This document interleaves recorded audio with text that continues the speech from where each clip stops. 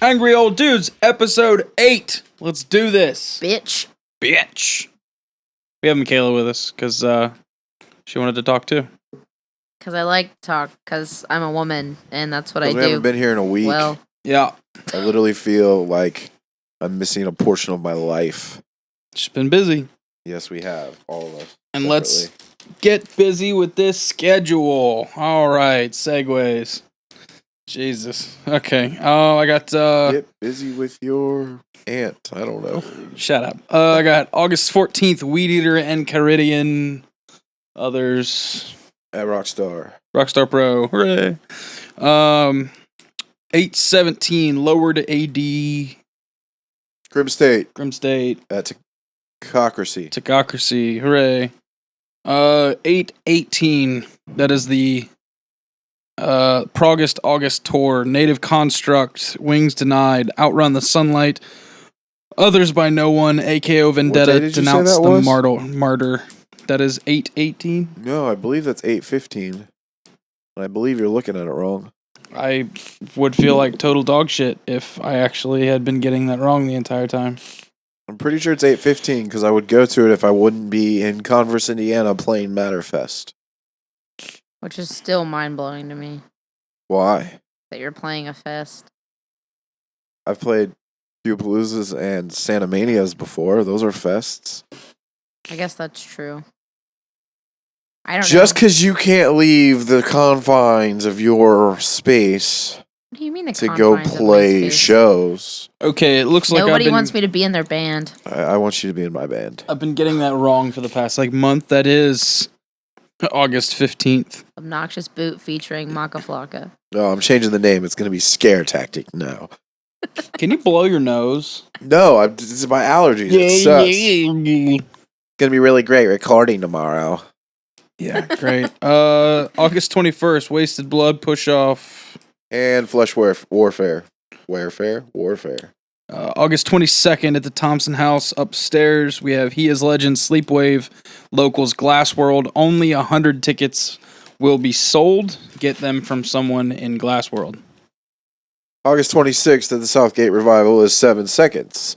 August 27th is The Big Show, Bane, Turnstile, Backtrack, Bitter End, Power Trip, Forced Order, Malfunction, Misery. At Legends. Get tickets, they're going fast. August 29th is the 3 shows on opposite sides of town. The Allies Aside CD release show at the Thompson House. Which is now featuring Denialist. Also, All My Friends Are Dead, Ocean Grid, Juggernaut, Sentenced to Sickness. And I believe that's also Sentenced to Sickness's last show. Also in Dayton that day will be the benefit for Brandon Benson, featuring Lake Boone. I can't speak today, even if I could. Lake Bone, New Breeds of Thieves, Sage, and Killing Chaos. Also that day, where the rest of us that are all sitting here will be, is at Third Eye Blind at the Taste of Blue Ash for free. Stop fucking telling people about that. We talked about it last time. Where it's at now, it's not like we're not gonna get a good seat. It's a huge area. I don't care. I don't want people to be in my way. My question is... Are you gonna force me to blow my nose? Is Yes. that why you got that? Yes. Blow your fucking nose. I can't listen to... Yeah, I don't think they're going to have the amphitheater done by then, so... They're just going to build a stage like they normally do? Yeah, it's not at the amphitheater. See, this is worse now, because now I can't hear anything, because my ears are plugged. So pop them, dumbass. It's not that hard. That's not how you pop your ears. Hold your nose and blow. I already did that. Why did nobody teach you this? Because I didn't have allergies till 4 years ago. Okay. Not a lot of details on this, but September 5th, we have Toxic Holocaust. It's, where is that? Rockstar. Just added September 11th, Premonitions of War. Rats and Roaches, first show, I believe. Ghost Psalm and Juggernaut. That'll be the first show at the RDK HQ Sound and Design in Springdale. And then, of course, September 19th, Q-Palooza, featuring everybody. Featuring most people. There's also another show that day, but who cares? Sorry. Oh, okay. No. Let's be objective at least. It's Arm the Masses reunion show featuring Seeing Ghosts and Allies Aside. yeah, that. That's at the Thompson House. That show's $10. And I'm really not trying to talk shit because anything that's made past paying for the venue does go to A Voice for the Innocent. I just hate booking something 4 months in advance and then last second everybody wants to go, hey, this is a Saturday that we're going to do something similar. Have metalcore bands play in a different spot. And unfortunately, it's a reunion show for a band that a lot of people actually did like. Stop lying to the audience. Some people like Arm the Masses. At least they like... People that aren't people. Hey, I'm going to start being like Brandon and just saying ignorant shit about bands I fucking hate. They remember it fondly whether they like it or not. They miss it because it's gone. Therefore, that show should sell some tickets. 23. To be exact. I think it'll be more than that, but... Alright. Also, 2 days after my birthday show, Q-Palooza, I will be going to Indianapolis for Stray from the Path, Comeback Kid, D's Nuts, and Major League. Coheed and Cambria is going on like a 5-run tour. The first 5-day? Yeah, 5-day run, whatever. The first day of it in New Jersey with Glassjaw. Yeah. The rest of the tour, no Glassjaw. Yeah, because Glassjaw doesn't leave Jersey, Long Island. I just want to see Glassjaw, goddammit. Oh. Fuck. Anyway. I just want to go to L.A. on September 26th and see No Warning. Yeah, me too, but that's not practical. Anyway, how was work? Besides my allergies? Yeah. It sucked. I made like $30. I don't have any interesting stories. I took like 8 deliveries. I only got stiffed once. Some kid, maybe he was older, he looked 14, came to get his pizza at the door. He had $600 bills in his hand and about $10 $50 bills in his hand. And he decided that that wasn't enough money to give me a tip of any sort. Shitty. But other than that, I know it's kind of shitty because everyone always says, like, you should be a professional while you're delivering pizza. But it is absolutely exciting to deliver to somebody that's attractive.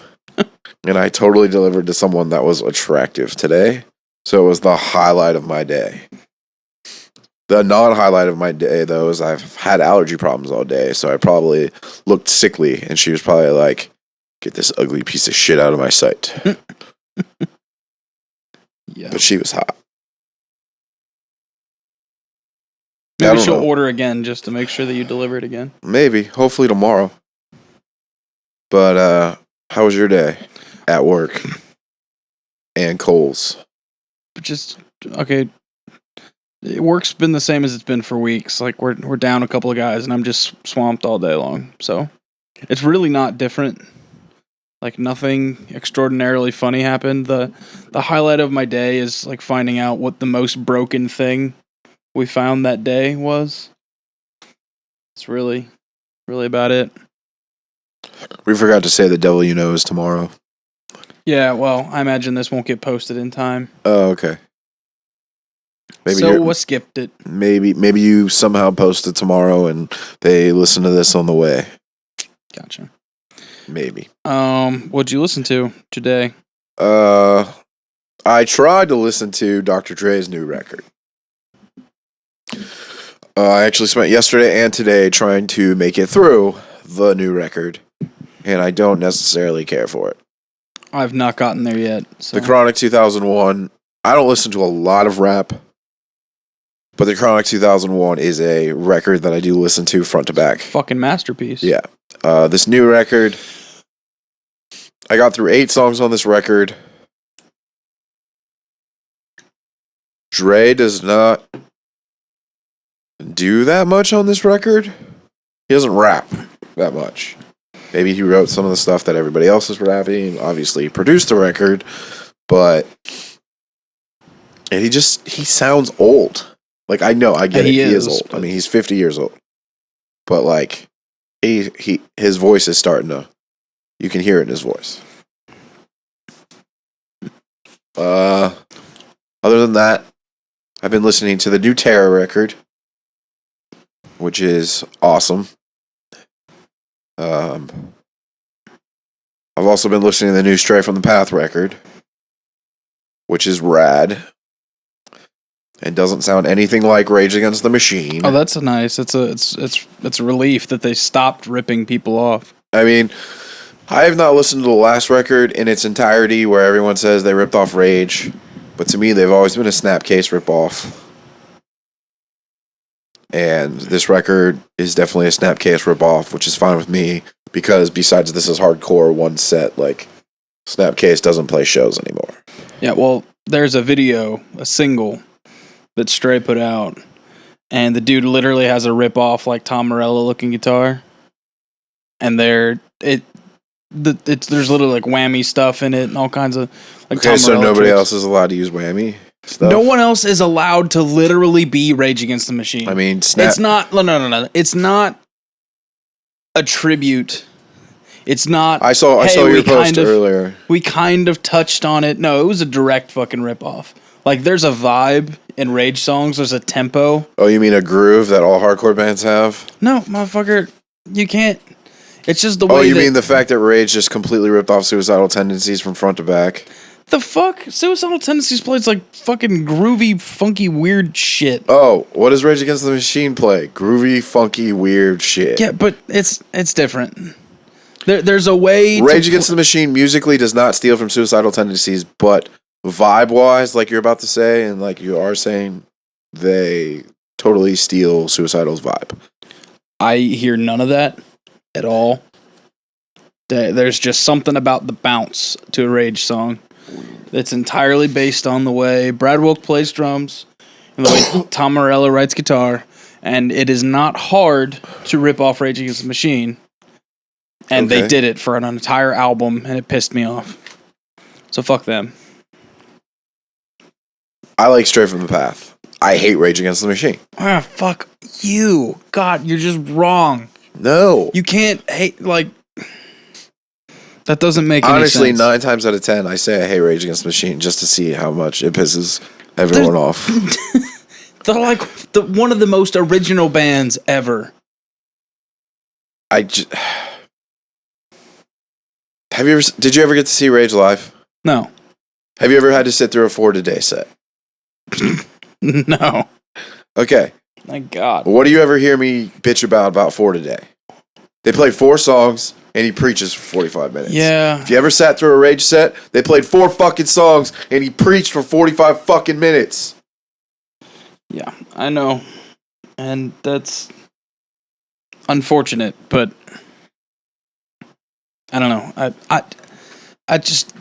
If you want to do an entire preach set before or after your show, if you want to talk 3 minutes in between, right before every song, cool, but don't, hey, we played Bomb Track, here's 20 minutes of me talking about how much I hate everything, and then we'll play People of the Sun, and here's another 20 minutes. Oh, hey, we just released this new cover, Renegades of Funk, we're going to play that. Then another 20 minutes of talking, and then, hey, we're going to close out with whatever you want to close out with.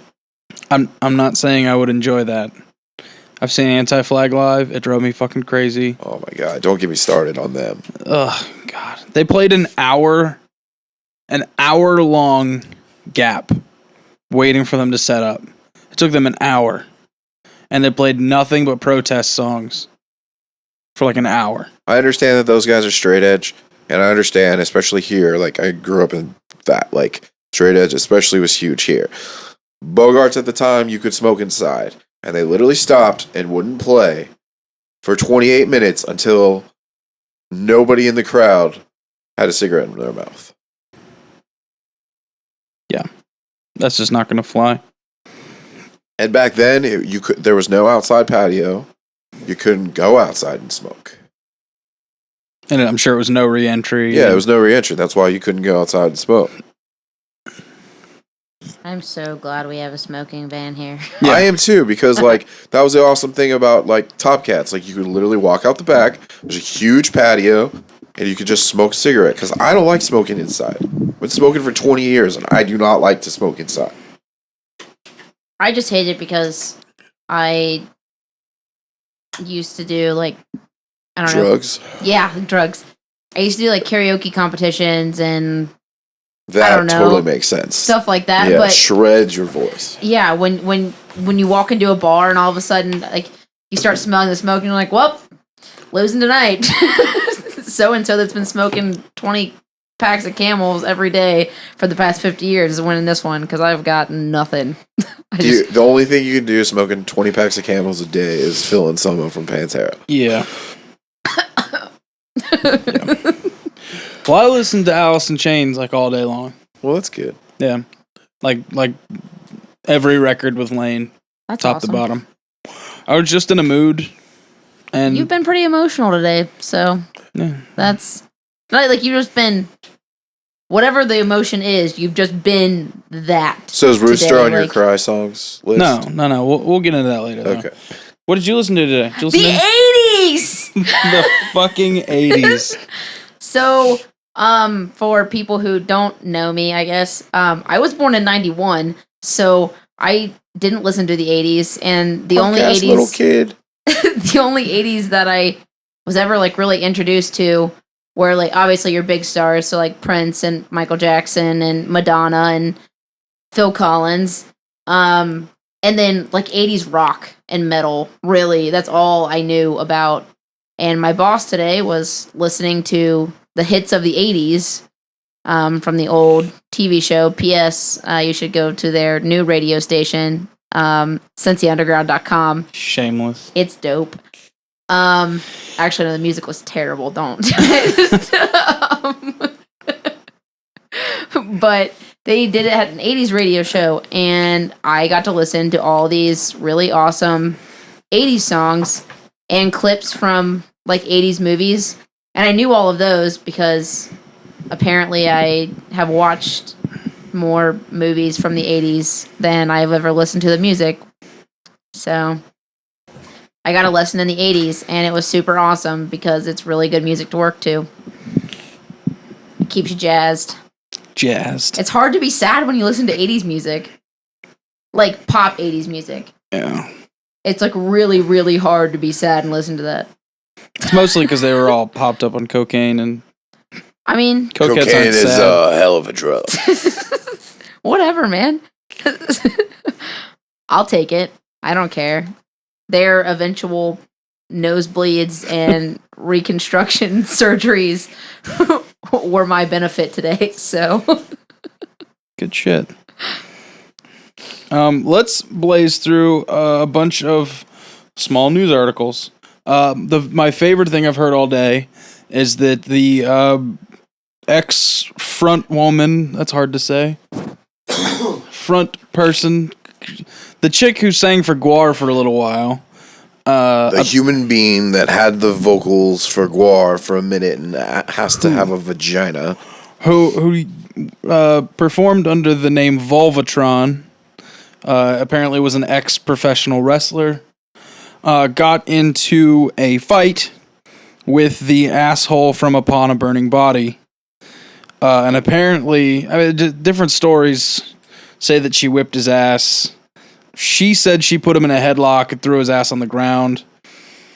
Her side of the story was that he's walking around grabbing girls' asses, and then when they don't like reciprocate his odd, aggressive signs of affection, he would say that he gets better chicks than that anyway and call them all whores and keep going on about his business. Which... Oh, how cute. Right? But, so apparently... he smarted off to somebody. She got shitty about it. He smarted off to her. She threw the contents of her beer glass in his face and then, like, put him in a headlock. And then he ran away and came back with, like, 5 of his buddies or something where security already was. And then she's just laughing about it. So the first thing I heard was, I think his name is Danny. Yeah. Danny from Upon a Burning Body gets his ass beat by the girl who sang for Guar. The next thing is, okay, well, she actually just called him out, put him in a headlock, and punked him out and made him look bad. Well, go her. The next thing I heard was a guy who claimed to be unbiased was standing 5 feet from the entire incident, and she started the whole thing, and he was super cool about it. And even though he's a professional photographer or blogger or videographer or some shit, in order to avoid causing drama or something, didn't film any of it. So we're talking about Upon a Burning Body, the singer of which faked a fucking kidnapping. Everybody forgot about that for a while. He faked his own kidnapping for press. So I think that's an awesome idea. no, but god damn it, we're in the golden age of information. You can't like do a hoax like that and then just be like, "Aha, just kidding." Like people freak out on Twitter immediately, and like they'll call the police. It'll be nuts. You know. Whatever. So I'm taking her side. I don't know why this is a story. Because you think Upon a Burning Body blows nuts. God, they're the worst. I don't know why. You said Attack was the worst. You can't say everyone is the worst. Yeah, you can't say every band is the worst. That's true. Okay. So who's worse, Attack or Upon a Burning Body? That's really hard. No, it's not. Yes, it is. No, it's not. Compared to you saying Attack earlier is the Antichrist of current music. But they're broken up. Okay. Upon a Burning Body is the worst thing since Attack. No, that's not true. It is. It's not good, but at the same time, like it's you not. saying it's better than Attack? No. You saying it's worse than Attack? Yeah, but that's because I like Attack. That's because you're a homo, apparently. No, that's because I have friends that are in bands, and that's how I judge what I listen to. You can't defend a band's musical integrity based on who they are off stage. Sure you can. No, that's stupid. No. That doesn't mean they're a good band. Yeah, their music. I only listen to my friends. Anyway. Well, I mean, that's super nice of you, but like, I know some musicians are like, oh, what is his fucking name? Great Balls of Fire. Should have been Elvis, ended up marrying his cousin. Jerry Lee Lewis. He's a fucking boss. Talented. Morally. Piece of shit. Not really a great person. Why? Because he like married his 13-year-old cousin or some shit. And, so like, what? Isn't he from West Virginia? I don't know. I think he really that is. doesn't justify it. Point is, first off, the biggest It's a different 13. Era. Morals were different. She was a baby. So what? There's 13-year-olds fucking and getting married by like 65-year-olds in fucking the Middle East right fucking now. Yeah, that doesn't make it okay. Morals is just different everywhere. Anyway, Upon a Burning Body sucks. They're only good for comic relief. And I really, really, really hope... They're only good for generic breakdowns. I really hope Jitterin. that fucking Volvatron whipped his sorry ass. Okay, that's what I want to have happen. Here's the only thing that I will say about this. One, I don't think it's a story. Two, the other side of it, where Volvatron, she used to sing in Guar. She used to be a professional wrestler. Do you not think that she could totally be drunk and out of control at a concert? I mean, I like your suppose fan possible being drunk and out of control right How's now. my oscillating fan just gonna hit the fucking ground? That's why, like, I don't care. I wasn't there. Who gives a shit? Does Upon a Burning Body suck? Yes. The live sets of watching her sing for Guar also fucking sucked. I don't know. I just want it to be true that she whipped his ass. Why? So a girl beat up a dude? So a girl who's awesome beat up a shithead in a terrible band. You know what? Who most likely treats women like shit. You know what I'd rather see in this story? Volvatron from Guar got the shit beat out of her by Lita Ford, because Lita Ford played that fest too. And Lita Ford is the best thing to come out of the 80s. Okay. Weird. Moving on, Mike Luciano and the paramedic amicably split ways. Paraplegic, Look, you can sigh all you want, but we have to cover None of this this shit. is news. We are Yes, news. I get it. We have to cover it. And they're halfway local. Hey, you know what was good about the Paramedic? Nothing.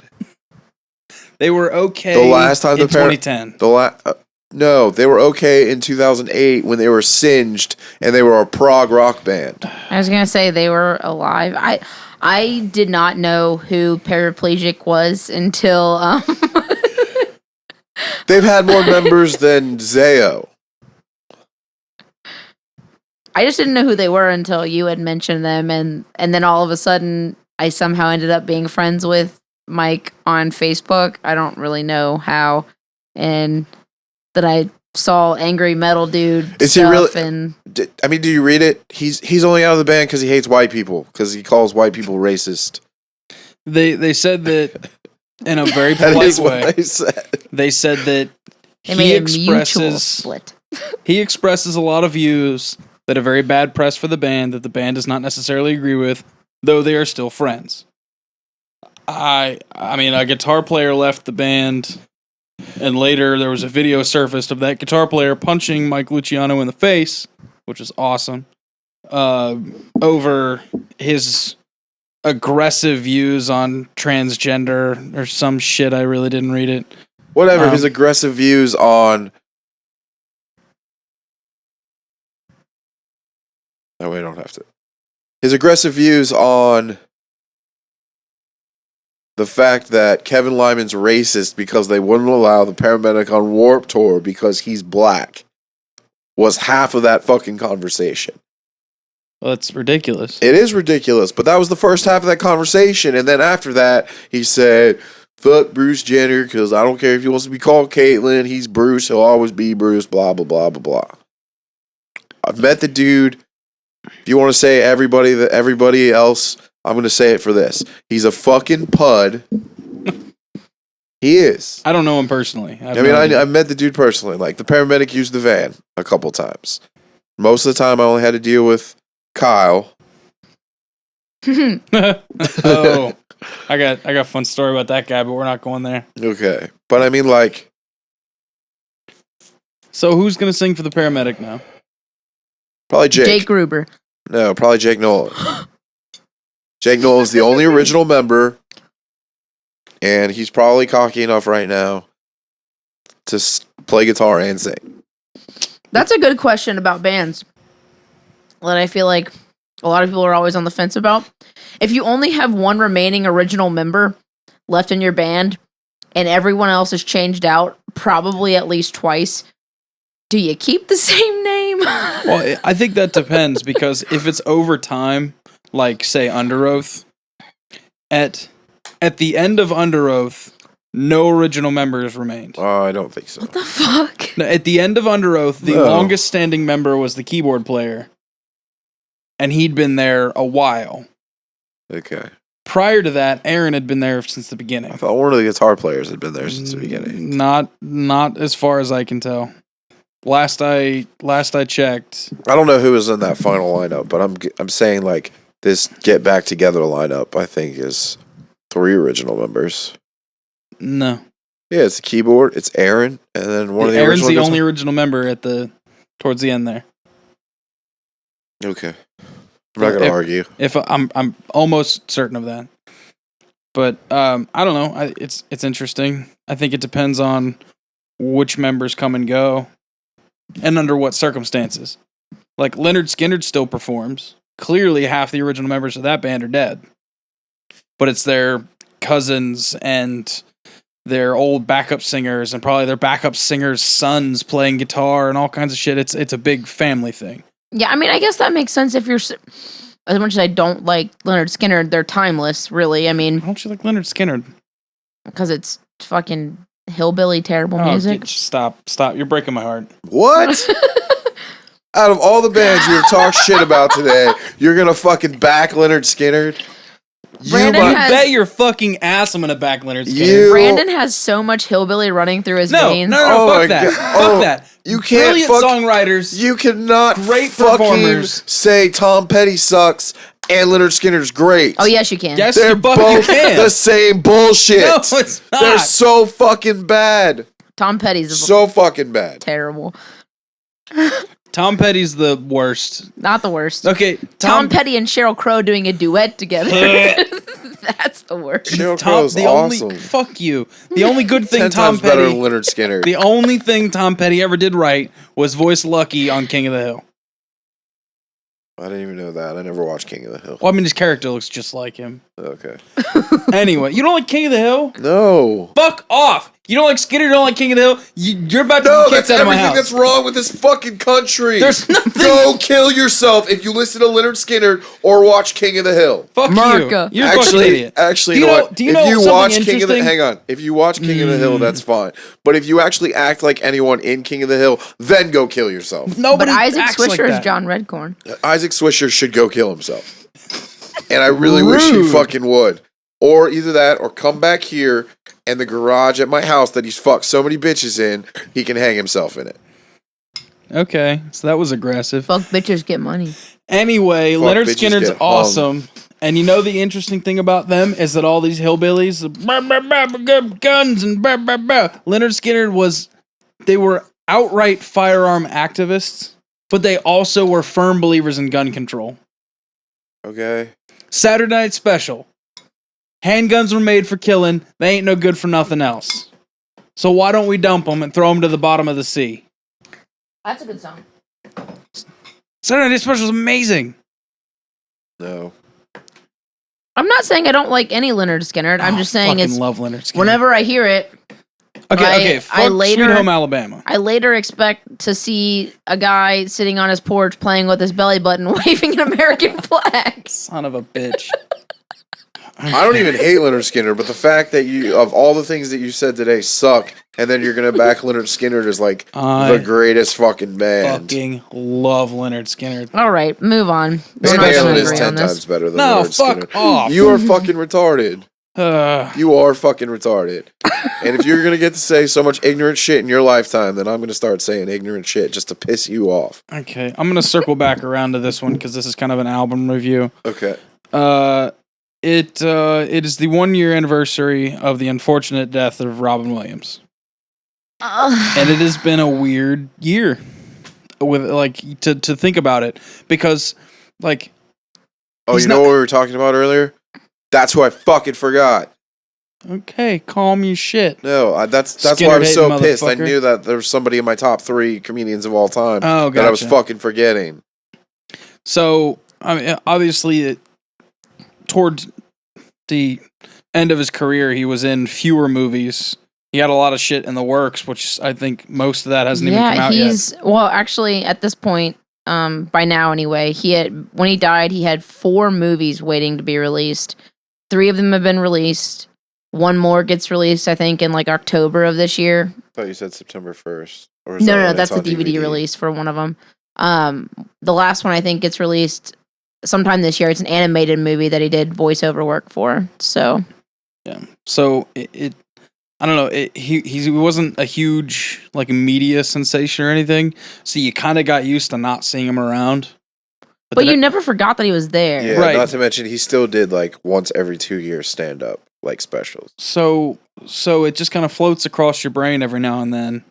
Oh man, it hits me like it's so weird to think that someone I never actually met in my life had such an impact. Because like celebrities have died in my lifetime, obviously, and some of them have been big parts of my life, like musicians, whatever. But for some reason, like I think a lot of because of this, like all the events and everything surrounding his death and what had happened and everything that transpired, I guess, prior to him committing suicide was like just kind of shocking all around. And then I think of all these movies and I'll like in my head, I'm like, oh man, that reminds me of Patch Adams, or that reminds me of when he played in Hook, or that reminds me of this. And then I'm like, ah, shit, man. He's like the other night we were in the car and I did the Figaro, Figaro, Figaro, Figaro, Figaro, and the piss off, Lou. And you're like, I don't get it. And I was like, man, opening scene of Mrs. Doubtfire. Which I've seen Mrs. Doubtfire like 8 times. I've only seen the first 5 minutes of it once. Okay, well, I always like every time I'd catch it on TV. Because you watch it on TV. If I catch it on TV, it's immediately at the like cream pie to the face. Hello! bit. Oh, well, that's like halfway through the movie. That's not half of the movie. Yeah, it is. That's when- it's a third of the way through the movie. Whatever. Anyways, That's when I always caught the movie. I will say, especially since I'm a little bit older than both of you, there's been plenty of celebrities to pass away in my time. And Do you need a Zyrtec? I can't take a Something? Zyrtec. It'll raise my blood pressure. Son of a bitch. I don't have Just any give me a Benadryl, fucking like- Zyrtec then. I don't give a shit. No, I don't want to raise your old man blood It doesn't pressure. matter. It's gonna just give me a Zyrtec, please. I don't know where they are. Okay, just go get me a Zyrtec. Or a Mucinex, maybe? No, that won't work. Just give me a Zyrtec. Anyways, what I was I trying gave to you all my Benadryl. what I was trying to say was when he passed away last year, it was the one like I don't really care about meeting any celebrities, musicians or anything. If I meet them, I meet them. If I meet them at a Comic-Con or something like that, I meet them. But for some reason, like I always felt like, yo, one day I'm gonna meet Robin Williams. It's just gonna happen. We'll just be walking down the street and I'll be like, hey, you're funny. And he'll look at me and say something funny and I'll be like, huh. And I'll keep walking. And like it really hit me like, man, that's never gonna happen now. Yeah. I think that one, it's unfortunate, but is kind of, I guess, beneficial for the world is after his death and in the past year anyway, depression and suicide awareness has really has come to a forefront, I think, and people are starting to actually see how serious it is. And it's kind of unfortunate that it had to be someone so great and someone that people speak so highly of. I don't think I've ever heard anyone say anything bad about Robin Williams. Yeah, and I mean, Like and ever. that's the thing is that he just had I mean, so I much on have. his plate. But it's And that's- usually parents that saw Patch Adams and saw Aladdin and then like, oh, we took our kids to see stand up Robin Williams. And the first Okay. thing goes, I love fucking faggots. Yeah, his stand up was rough, but His stand up's amazing. I know, It's but awesome. it's rough language wise. It's like the same thing as like Bob Saget being on Full House, and then you go watch Oh, his Bob Saget's not funny. He's Bob just doing Saget that is shit. hilarious. He's just Not doing on that shit Robin for Williams attention. level, but But it's he's still similar funny. in the way that yeah, the you difference between who they are and who they pretended to be for so Yeah. long. But I mean, real quick, favorite Robin Williams movie? probably I don't know. I can't pick. Just pick one. I pass. I seriously there are like very Brandon? few that I can name that I don't like. Okay, yeah, really, I Just name a few that you like then. mean, obviously, Good Will Hunting. We were just talking about Dead Poets Society the other day. Oh, such a good movie. I mean, it was a really like not super popular movie, but Awakenings. I caught that on TV one I time. don't think I saw that. It was him and De Niro. He ends up being the doctor in charge of a bunch of like comatose patients, and he ends up finding a way to help them, and like then his funding gets cut, and it's shitty. It's sad. There's actually I know for everyone else they're childhood favorites, but there's are like 2 or 3 Robin Williams movies that I absolutely can't stand. Like Jumanji. You don't like Jumanji? No. Get the fuck out. it's a kids movie, and I even, still like it's it. not even about it being like a great Robin Williams movie. It's just a really fucking good movie. I love Hook, but my favorite Hook Robin is- Williams movie of all time because I think out of all the movies he ever did, it was the closest to being kid-ish friendly, but also his real stand-up, and Yeah. that's Good Morning Vietnam. Good morning, Vietnam. So fucking good. I actually think that my favorite Robin Williams movie is actually one of not a very popular one of his, and it's The Final Cut. See, I didn't like that movie. I don't like 1 Hour Photo. You didn't like The Final Cut? No. I've not seen either. I of like those. Death to Smoochie.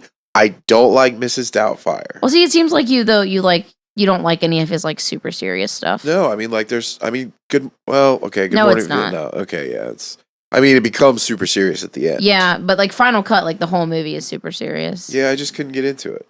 I just think the concept is brilliant, The and concept he is played brilliant, but I just think such a good role. the actors around him ruin that Couldn't movie. hold it. Yeah, I could agree with that. I mean, I think that's a lot. And What I mean, like, everyone likes it, But does anyone really like Patch Adams? I love Patch Adams. It's been a long time since I've seen it, but I don't remember disliking obviously it. Aladdin 1 and 3 are great. I don't give a shit about Aladdin. He's probably my favorite part of Aladdin, but it's a Disney movie, and I find Disney insufferable. Except Big Hero 6. Which I still haven't watched. It's pretty fucking good. But anyways. Yeah. Can I get that Zyrtec? Yeah, so. Yeah. I'm going to keep... What other Robin Williams movies are there? I don't know. Let's pull up his... Yeah, I got like... His IMDb. Because he's been in like 100 different movies or some shit. Bicentennial Man was not that great. It wasn't great, but it wasn't terrible. It wasn't terrible. I wouldn't be like, oh, fuck that movie. But I mean, there was a time period there, especially late 80s, early 90s, where he was in 2 movies a year. Yeah. So a lot of the newer stuff I don't really think I've seen. Like what? Man of the Year is a fantastic movie. Man of the Year was a pretty good one. I think from like 2 days ago. No, that was mine. Oh. My Sunny D's in there. Did you ever see Man of the Year, Brandon? Nope. He runs for president as a comedian. I loved He's basically Jon Stewart. I've seen the previews. It's good. I loved his... And Christopher Walken's his vice president, or his Yeah. I loved his voice in Robots. He did a really good job in that movie. I never saw that. That movie, watch it. Okay. It's so fun. There's so much like adult humor thrown in there, and you have to understand like robot parts Oh, you to know get what? it. I did see it with the kids Okay. like a couple of months ago, but I like the volume was all the way down, so I didn't really stick with the plot. Jacob the Liar or Jacob the Liar, because it's technically I haven't seen that. That's a really good movie. It's a something that'll kind of tear your heart up a little bit. It's kind of sad. Patch Adams, obviously. What Dreams May Come. That movie's fantastic. Good Will Hunting. And actually, as stupid as it sounds to say, but everybody always criticizes me for my Christian faith anyways. What Dreams May Come is actually where my theories of the afterlife comes from. That's cool. One that I forgot about, and you hate this movie, Flubber. I like the original. I love Flubber. I like the original. I forgot he was in that. Yeah. He was in Hamlet, apparently. I don't think I've seen it. Jack. That's a good movie. Never seen it. I remember like previews and everything, but I've never seen it. The Birdcage. Yeah, he's fantastic in that. Such a fucking good movie. I don't think I've seen that. So he plays Nathan Lane's husband. Husband. Nathan Lane technically plays the wife. They are the best gay couple. But that's the thing. Though. Nathan Lane is really gay. Yeah. And Robin Williams is not. Is pretty good at it though. Yeah. A lot of the other ones in here are like stand-ups. 9 Months. I don't remember that. Being Human. Mrs. Doubtfire, of course. Toys. I saw that, but I don't really remember. I didn't watch that. It came out like a year after I was born.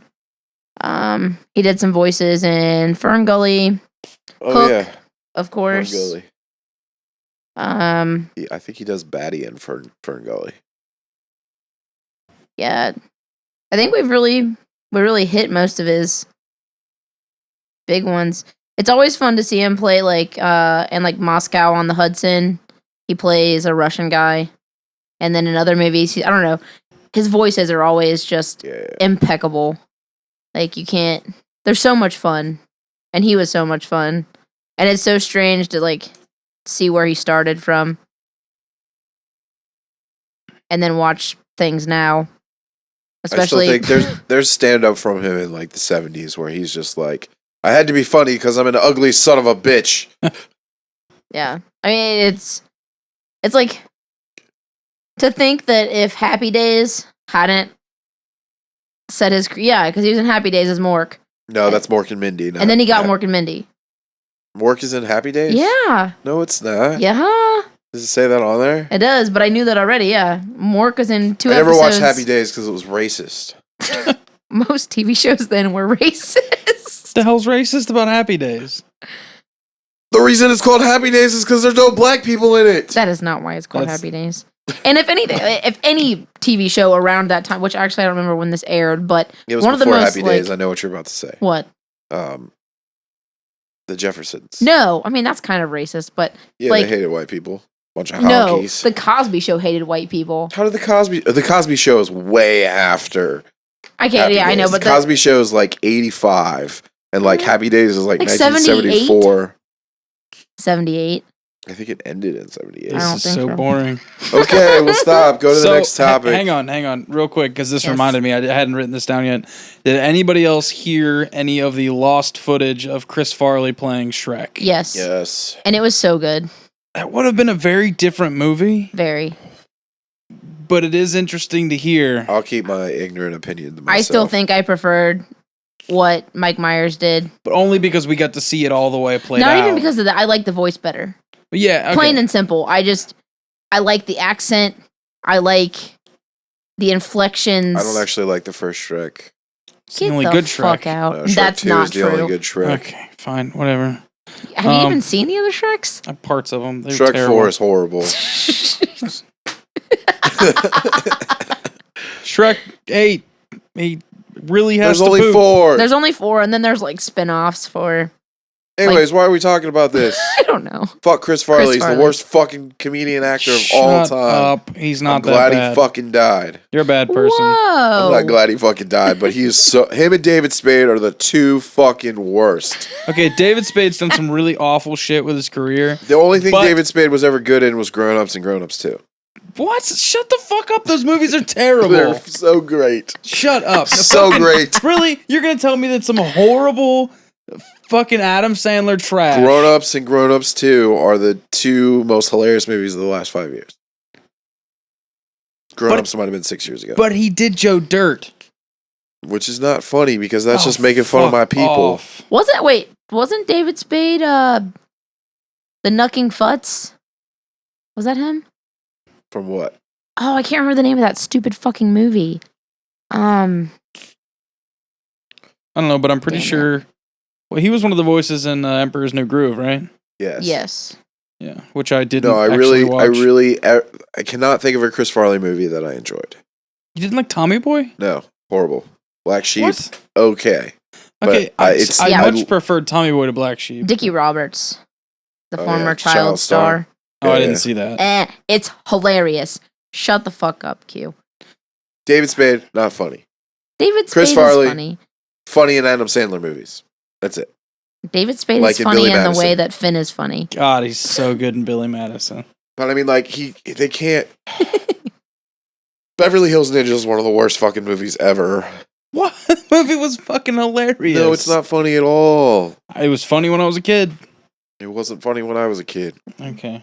Three Ninjas was funny when I was a kid too. And Three then Ninjas is was dope. hilarious. when I dude, was a go kid. back and watch it. It's not as good. Is it really bad? It's not as good. What about the Shit. sequel or the third one? The second one's actually really good. But What about the one with Hulk Hogan? I don't remember rewatching that one. High Noon and Mega Mountain? Yeah, but I don't. The first one was The just. only Hulk Hogan bad. movie I ever remember watching is Suburban Commando. Never seen that. I just prefer to not watch anything with Hulk Hogan in it. All right. Why? Let's- Because he's a racist? No, because he looks like a leather couch. Yeah. So, on to important topics. This also This is marks totally more important. the 1 year anniversary of the fucking mayhem in Ferguson, Missouri. They're once again rioting. They're They're not getting rioting. They're protesting violently. they're getting kicked off of the highway.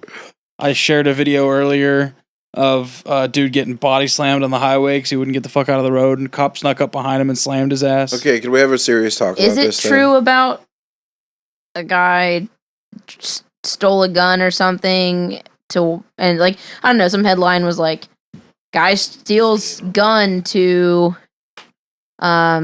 shoot officers, ends up getting gunned down. He was like a friend of The body count's like in the double digits, I'm pretty sure. I know, but this was like a friend of Mike Brown's. So Oh. that's who Ferguson was, right? I think so.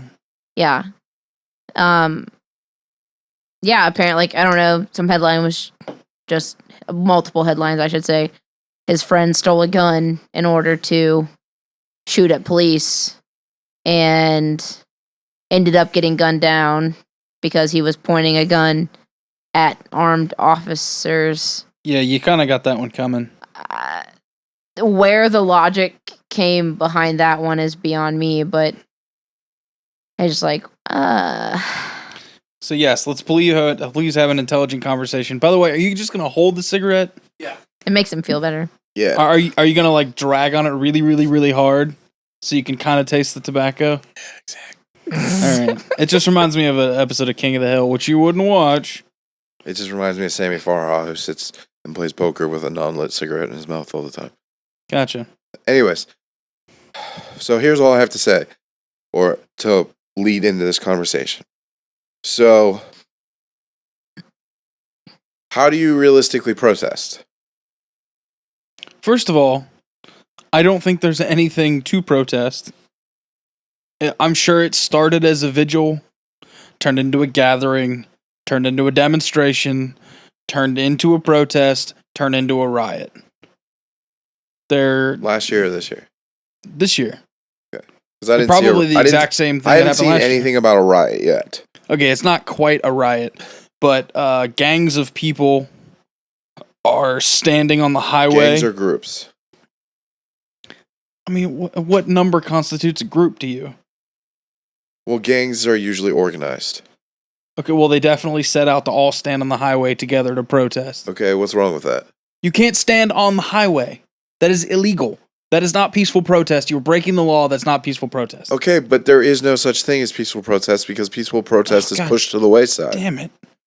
There is such a thing as peaceful protest. Okay, but it's pushed to the wayside. Nobody pays attention to it. That's fine, but you're legally allowed to stand out in public with a sign and chant whatever the fuck you want. Okay, but if that's not gonna do anything, But it's never gonna fucking do anything because they're wrong. why are they wrong? Because they're fucking wrong. What A are guy tried to take a cop's gun and got shot. Okay, but it's a cop. They're automatically wrong. Shut up. We're not doing this again. You're a fucking idiot. No, Anyway. seriously though. I mean, like, yes, was this situation wrong? But I don't think. They have nothing to protest about, first of all. And second of all, if nobody listens to them, then clearly they're wrong. Then nobody gives a fuck. I don't think that guy should have been slammed on the ground. They were standing in the highway, impeding traffic, all breaking the law. The cops didn't arrest them. They ushered them to the shoulder Okay, and I off the disagree highway. with that. You can't stand on the highway. That is illegal. There are signs that say no okay. pedestrians, There's- no fucking, Okay. Yes. no bicycles, whatever. Okay. When you enter the highway, Okay. no pedestrians are Yeah, allowed on I the know. highway. I've been arrested for walking on Reed Hartman because it's a highway. Yeah, so you can't do that. Okay, I get that. But how else are you supposed to protest? Not on the fucking highway, because you know what? If somebody stands on the highway with a fucking picket sign and won't get out of my way, I'll just keep going. You mean like that one guy? Well, one guy. Did you see the video? No. There was one car that like sat there for like 20 minutes and then just slowly moved everybody out of his way and went. Yeah, no, because fuck them. They're gonna get hit. I mean, you shouldn't hit them. I mean, you should nudge them out of the way. I don't know. You can't stand on the highway. Your rights Okay. to protest do not mean you get to break the law. That is the law. But that's the thing. Your rights to protest don't give you any rights. Except for the fact that you're allowed to fucking protest. In other countries, if you protested against anything, Yeah, because you'd we get just shot. talked about the fact that we have a different sense of morality. Yeah, well, you want to be punk rock and burn down the whole fucking burner or No, whatever I the don't fuck. want any of that. But you should be able What to. the fuck do you mean that you should be able to protest by standing on the highway? No, I'm just asking. What are your other options? Fucking go home and shut the fuck up, which is what all these people should do. I Or agree with you that this is a stand stupid. in a public area and on public property with signs and the bullshit and the parks on Okay, sidewalks. what if it's not the highway? They can inhabit every bit of public land in the entire city of Ferguson, Missouri, but they are not allowed to stand on roadways or in public property. or private property. Technically, you're allowed to stand in a roadway. So what if this wasn't the highway and it was just a road? No, you can't stand there either. That's technically jaywalking or impeding traffic. So what if you stood in a crosswalk? You can't stand in a crosswalk. You're impeding traffic. So what are you supposed to do? Stand on the sidewalk! And then do what? Fucking Nobody wave your fucking will stupid signs around. Okay, but nobody's going to pay attention. But well, then either... This goes beyond the fact that look, this goddamn is it. not If something nobody's to be... paying attention to your protest, it either means no one gives a shit and you're wasting your fucking time, or everyone in the world is wrong. If no one's listening to you, chances are you're the asshole. I should know. I rant and rave and fucking carry on. Nobody gives a shit about what I have to say. Because Therefore, you're the I'm asshole. Exactly. So these people can't stand in the fucking highway. I got him to admit it. I never once denied the fact that I was a fucking asshole. Nope. But I'm super hip to that fact. I'm well aware. This is the total point. Like, I'm trying to bring this back to the fact that you're an asshole. Shut up. You just realized that you were wrong. No, You can't protest on the highway. Anyway, so they usher the group to the shoulder. One guy runs away from the group and starts doing jumping jacks. Hey, come get me, motherfucker. And a cop walks up behind him. I didn't hear him and say, come get me, suplex- motherfucker. But that's what his arms said. His body language said, come fucking get me. And then a cop walked up behind him and suplexed his ass, and then they arrested him. And he goddamn deserved every bit of that. I disagree. You cannot stand on the highway. Okay, but if they just arrested the one person, they should have arrested everyone. No, they gave them a fair chance. More chance than they all deserve. They should have arrested all those people. They didn't have enough handcuffs. Well, that dude didn't even get arrested with handcuffs. They had a fucking zip tie. Well, they should have brought more zip ties and zip tied all of them, motherfuckers. Plain and simple. Plain and fucking simple. It's not plain and simple. It is plain and simple. You cannot protest on the highway. If you stand on the highway, now. Why? Because it's illegal. Because it's illegal. So is everything that every law enforcement officer does. Shut up. No, the fuck it's not. Yes, it is. Their job is to uphold the law. Their job is to uphold the law, not break it just because they want to.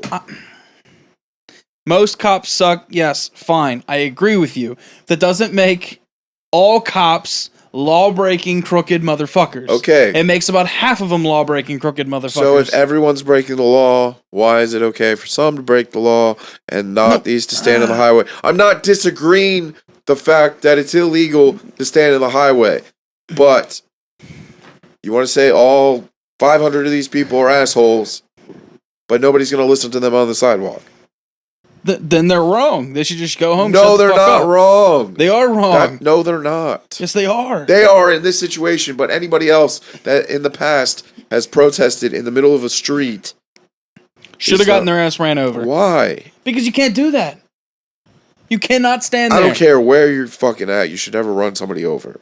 If they won't get out of your way, you can you slow also down. still shouldn't be playing in traffic, because think about it this way. If you start marching down a highway and say police haven't made it there yet to block this off, and you're Brandon, you're driving down the fucking highway at 65 miles an hour, and then all of a sudden there's people and you hit them because you didn't see them in time, and you try to slam on your brakes. It's not your fault, but I mean, but your tires are bald and your brakes suck. It's going to be your fault, it's though. not going to be your fault. Yes, it is. No, it's not.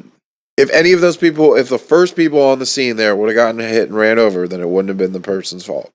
But they'd have that on their conscience forever that they ran over a human being. Just like that girl, guy, whatever, that jumped into the traffic on the highway. Super fucked up. Yeah. So people shouldn't play on the fucking highway. Okay. But I mean, if you want I'm to not protest, disagreeing with you. I'm just saying that the way that we are legally allowed to protest in this country doesn't do anything.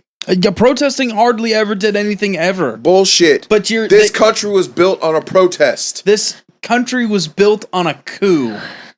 Which a is hostile fucking protest. takeover. That's not a protest. Yes, it is. It started as a protest. And they complained. And then they started and then a we fucking got taxed revolution. more, and then we said, fuck these motherfucking redcoats. Exactly. That's different. So fuck these motherfucking blue coats. well, I think that if you're going to protest, if that's Fucking your ignorant. decided, It's not ignorant.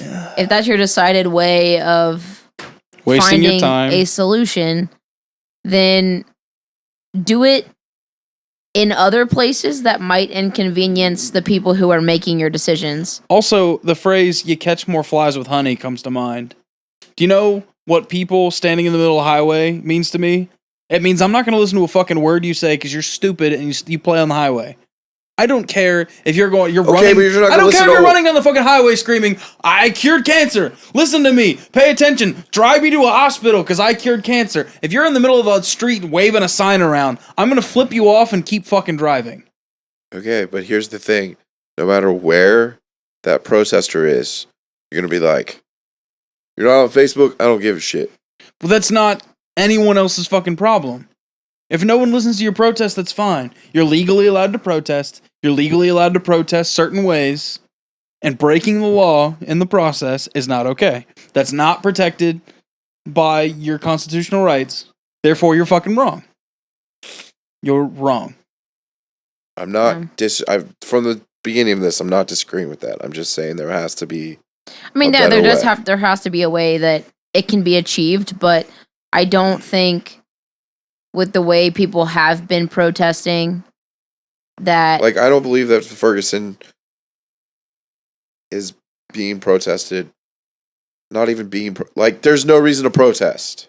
I mean, None. I don't even think it started as a protest really, but then just like police, there are a few bad eggs who came out to this rally and they were like, that kid, obviously I'm referring to Mike Brown, that guy was like, kind of like us. What if they wanted to shoot us? Now they're filled with this media rage. They're filled with the rage that they came from the same place. They're filled with this idea that the police are out to get them. And so their mentality goes straight to, well, before they can get me, I'm going to get them. Yeah, there have been And multiple cases of people shooting at the police. There's been several, shut up, Q. Several cop cars shot at, 2 police injured, enough to be put in a hospital. Another police officer had a rock thrown at his face and suffered lacerations across his, across his face. And it's kind of like, you're not helping your case.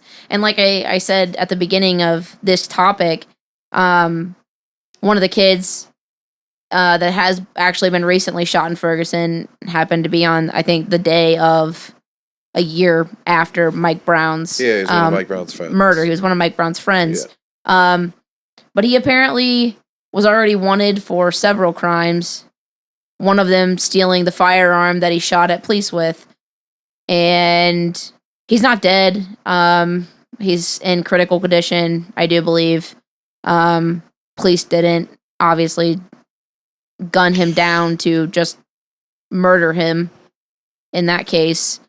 All those officers are on paid leave because I guess that's what happens when any time you're in any kind of shooting That's scenario. not new. Anytime that you fire a firearm, you are put on administration. That's what I mean. Like it's some, whatever. That's been that way since the 70s. Yeah, whatever that is. But yeah, and now of course there are going to be people who are going to say, "Oh, well, they targeted that kid." And like the police reports, the chief said that they had been watching out for him because they had a police report filed that he had stolen a firearm months ago and that he was going to be at this rally. So for them to not pay attention to that seems kind of stupid. Yeah. But I don't think that necessarily means that they're like, let's wait till we can get that kid alone and let's gun him down. Like, their police car has his bullet marks in it. He shot at an unarmed police car and I do believe a regular, like, cop cruiser. And I mean, I don't know. Of course, his family and people in his neighborhood are saying there's no way that he did that it's a setup. And the police are saying, well, we have these facts and they have, I guess, video of the rally, but not of the shooting. I think video of the rally and you can hear the different shots fired at different times. So who knows what's going to come of that, but I think all around it just adds up to kind of ignorance because you can't You can't solve violence with violence. It's just not. It's never going to happen. As much as people want to keep pushing that, it's not going to work. Plain and simple. Because eventually somebody has to come out on the top as the victor, and that means everyone else around them is dead. So you have So to you're saying pick your correct battles. So I just can't agree with that. Like, it's been proven fact that violence against violence is the only way to induct change. That's what our country is built upon. A coup, like you said. And that, honestly, I mean, like, I'm not saying that everyone's thinking that way, but I mean, like, when you have a small group of people, that's what you're thinking. You're thinking, But like, I think we have we're so many attacking advancements since the 1700s that if we can't find a better fucking way than to start going around and killing our own we officers should all just be killed anyways and because we killing can't each figure it other out. and creating race wars and everything else for no fucking reason because we aren't intelligent enough to use the things at our disposal, and we go, you know what? We should be just like those guys who started this country. Let's do that. It's kind of like, okay, well, then why have we advanced over the past 200 years. Yeah. Two small subjects on this from kind of different sides. I don't know if you talked to me or maybe it was my mom, but about the kid that got shot. That, like, the cop said that. Oh, that had the fake gun? Is that what we're talking about? No, I wasn't there yet, but the cop shot through the car and hit this kid in the back like 3 times. Oh, the one with marijuana. Yeah. Yeah. And he said that he was scared for his life and he was clearly shot in the back. Yeah. And that's super. So, and there's plenty. Yes, I can get a little overabundant because I don't like cops. And I do feel the need for police reform. But there are plenty, not all, shitty human beings dressed as policemen and women. Yeah. But when observing your amended rights, such as right to peaceful protest, you cannot break the law. And clearly, these people are just going nuts and doing whatever. They're looting again. It's not as bad as the first time, no. I haven't seen anything on actual rioting minus. And I mean, I think it hasn't been a real riot. It's just been small outbreaks. Small outbreaks. 1 or 2 people picking fights with the cops. Yeah. The people have died. And I do think they should be arrested. Like, I'm not even going to deny that. Like, especially like in the cases of like the boy you were talking about, who for anybody who doesn't know, this kid in North Carolina or South Carolina, I can't really remember, was selling $50 worth of marijuana to an undercover police officer. The other officer that showed up on the scene said that he felt threatened for his life because the kid was going to run him over. Coroner report came back saying that the bullets went in through his back, which the car was fleeing the scene, not coming towards him. Which eliminates the officer's entire, I guess what he would consider a testimony. His entire story is alibi. Is fucking busted. Which is, I mean, great that science has done that for us, but a kid, an 18 or 19-year-old kid was murdered over $50 worth of marijuana, where he would have served, I don't know. Does anyone know what the sentence is for? I mean, a minor amount of weed? It's been decriminalized almost nationwide at this point. So he would have got a ticket? Probably $150 ticket. Probably a ticket. And got his shit confiscated. Maybe. And it confiscated. Maximum 30 days if he wasn't on probation. That would probably be put on the side. Yeah. And now he's dead instead. So it's kind of like, they deserve to be arrested? Oh, yeah. The guy was definitely breaking the law. Or at least a ticket or whatever the punishment is. Not to the point of getting shot 3 times in the back. First of all, who shoots anybody in the back? A pussy. Softies. Exactly. Yeah. Someone who wasn't properly trained. So my third part to this whole thing, and if we want to go for how bad cops are, I do have to take the other side of it too.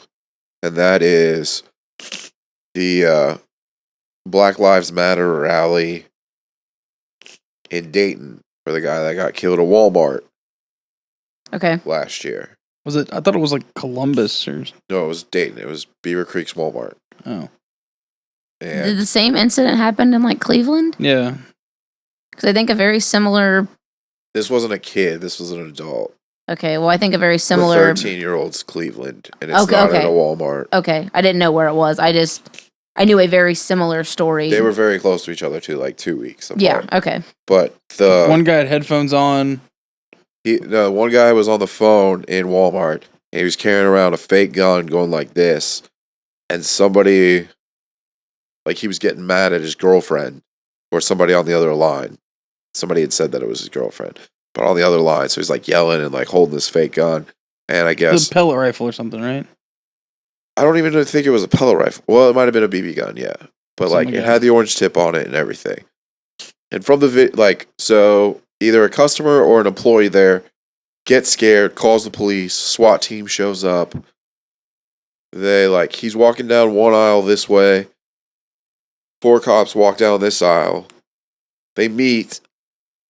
He gets scared shitless, drops the gun, falls backward, and the cop puts 4 bullets in him.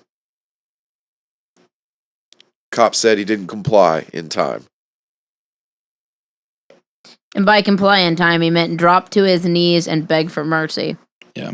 Pretty much. And the video is all right there. Like, I mean, it's... That's so disgusting. But So anyways... what was done the, about that? The point... What?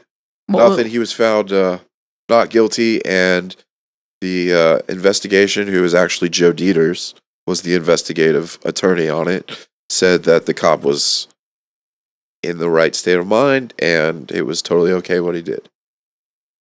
Which is funny because Joe Dieters threw that other guy under the bus in a hurry. Yeah, very quickly. But the point I bring this up is Black Lives Matter was having a rally that was a public event on Facebook about this event. And Yeah. They said, hey, we're all going to meet here at the Walmart in the parking lot to protest and blah, blah, blah, blah, blah. And there's a comment from a lady on there. She said,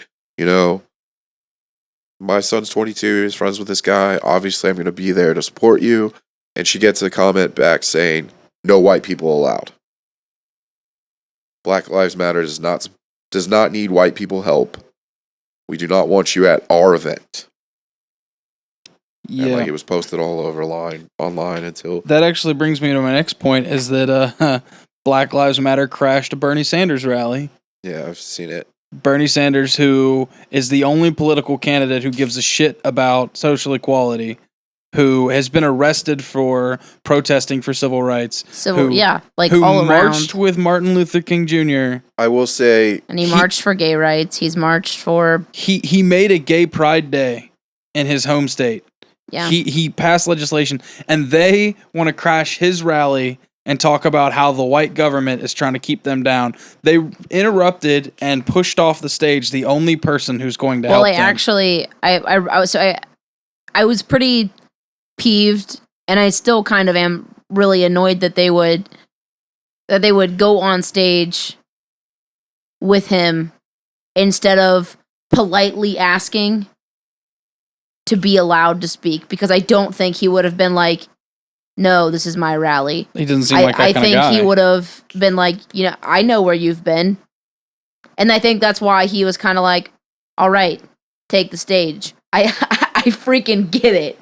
But I was reading about Black Lives Matter and why the reasoning behind them taking the stage for Bernie Sanders, and the reason that they chose Bernie Sanders specifically is because of the demographic that he's reaching and the people that are attending. I mean, he's getting outrageous numbers and no press coverage to come out, and no press coverage. But that doesn't even matter. That's just a fun asterisk. It's just he's getting, and strangely enough, even though you don't really like the idea of Black Lives Matter getting up there or whatever, they brought more coverage to Bernie Sanders, and now he's added another person to his team to help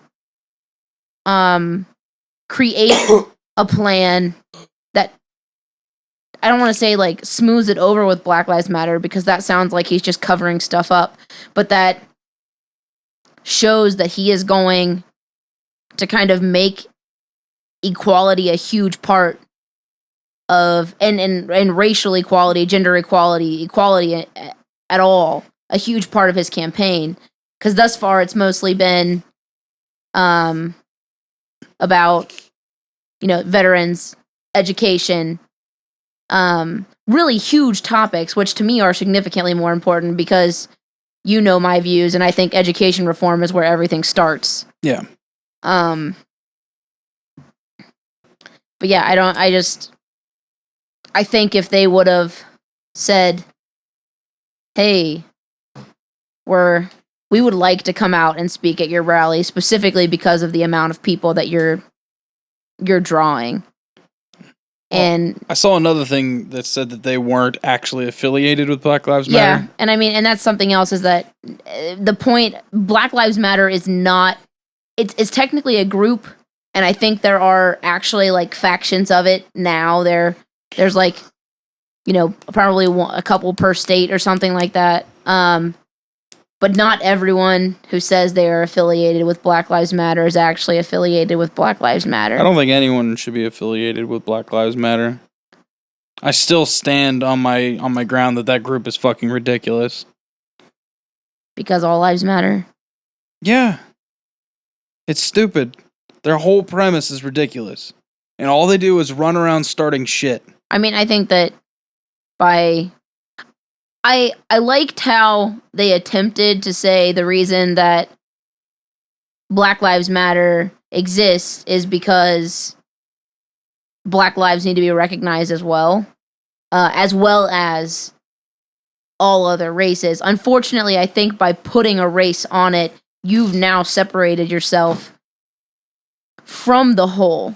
And instead of it being, and like Q's example of saying that they don't need white help, that just seems... They're trying to make separate but equal. Yeah, and that's so dumb. We fought to get rid of that. That's so Bernie Sanders stupid. himself probably fought to get rid of that. Yeah. And I mean, I guess that's been...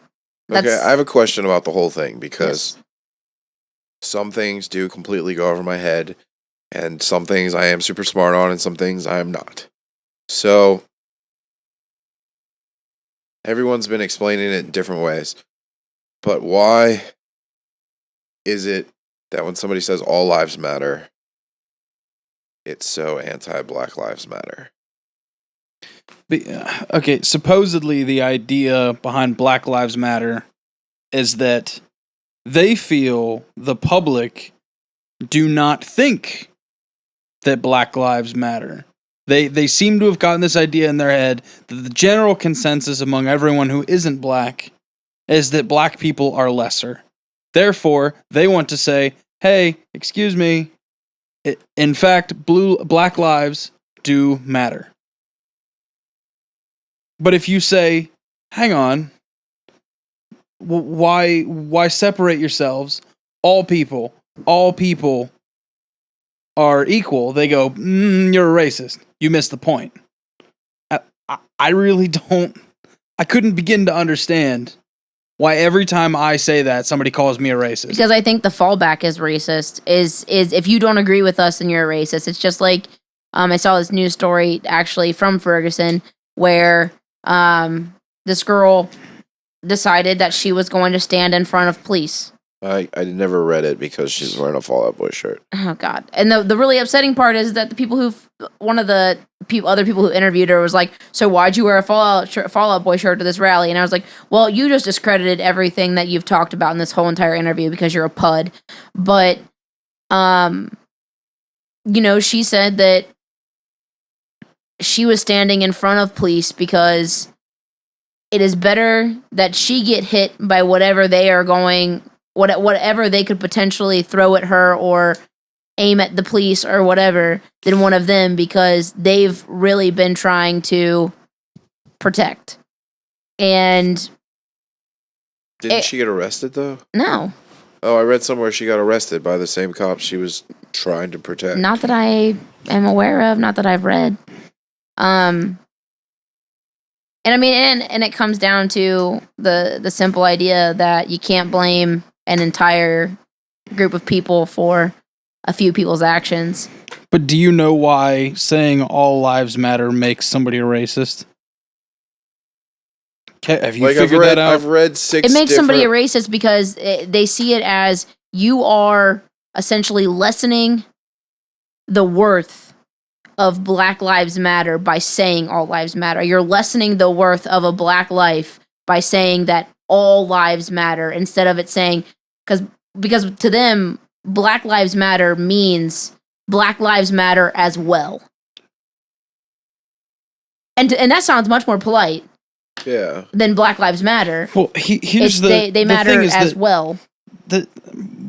The phrase hashtag Black Lives Matter does not scream equality to me. Yeah, it screams. It screams. Hey, pay attention we to want to only be us. better than you. What no, I it's find, not even so much no, better, it but totally does. I don't think it's better. It definitely says though, pay attention to us specifically. Not we want to be equal to everyone else. We want to be higher. No, well, that's we want to be more in the limelight of what's going on. Yeah. Which still makes no sense to me because obviously it's not going to get picked up by the media, but it's a proven fact in the last 5 years that as many black people that have been killed by cops, 3.3 times more white people have been killed by cops. That's beside the point. That statistic gets thrown around and they go, yeah, well, it's because of blah, blah, blah. Who gives a shit? Point is, Black Lives Matter's fucking stupid. You're not preaching for equality. You're preaching for attention. And clearly storming the rally of a political revolutionary. Honestly, you just being a shithead. The biggest issue that I have with it is that if it wasn't Black Lives Matter and it was like Minorities Matter or something like that, because by saying Black Lives, you are in a way saying that the minorities lower than you don't really matter, because in the same month that Sandra Bland and the other name, Samuel DuBose, in that same month that both of them were murdered, 6 Native Americans were killed, a couple of them on their own reservations by police officers, by United States, what state? Arizona, and New Mexico. Okay. I was going to say if it's North Dakota, it was probably justified by the law. Arkansas and New Mexico. And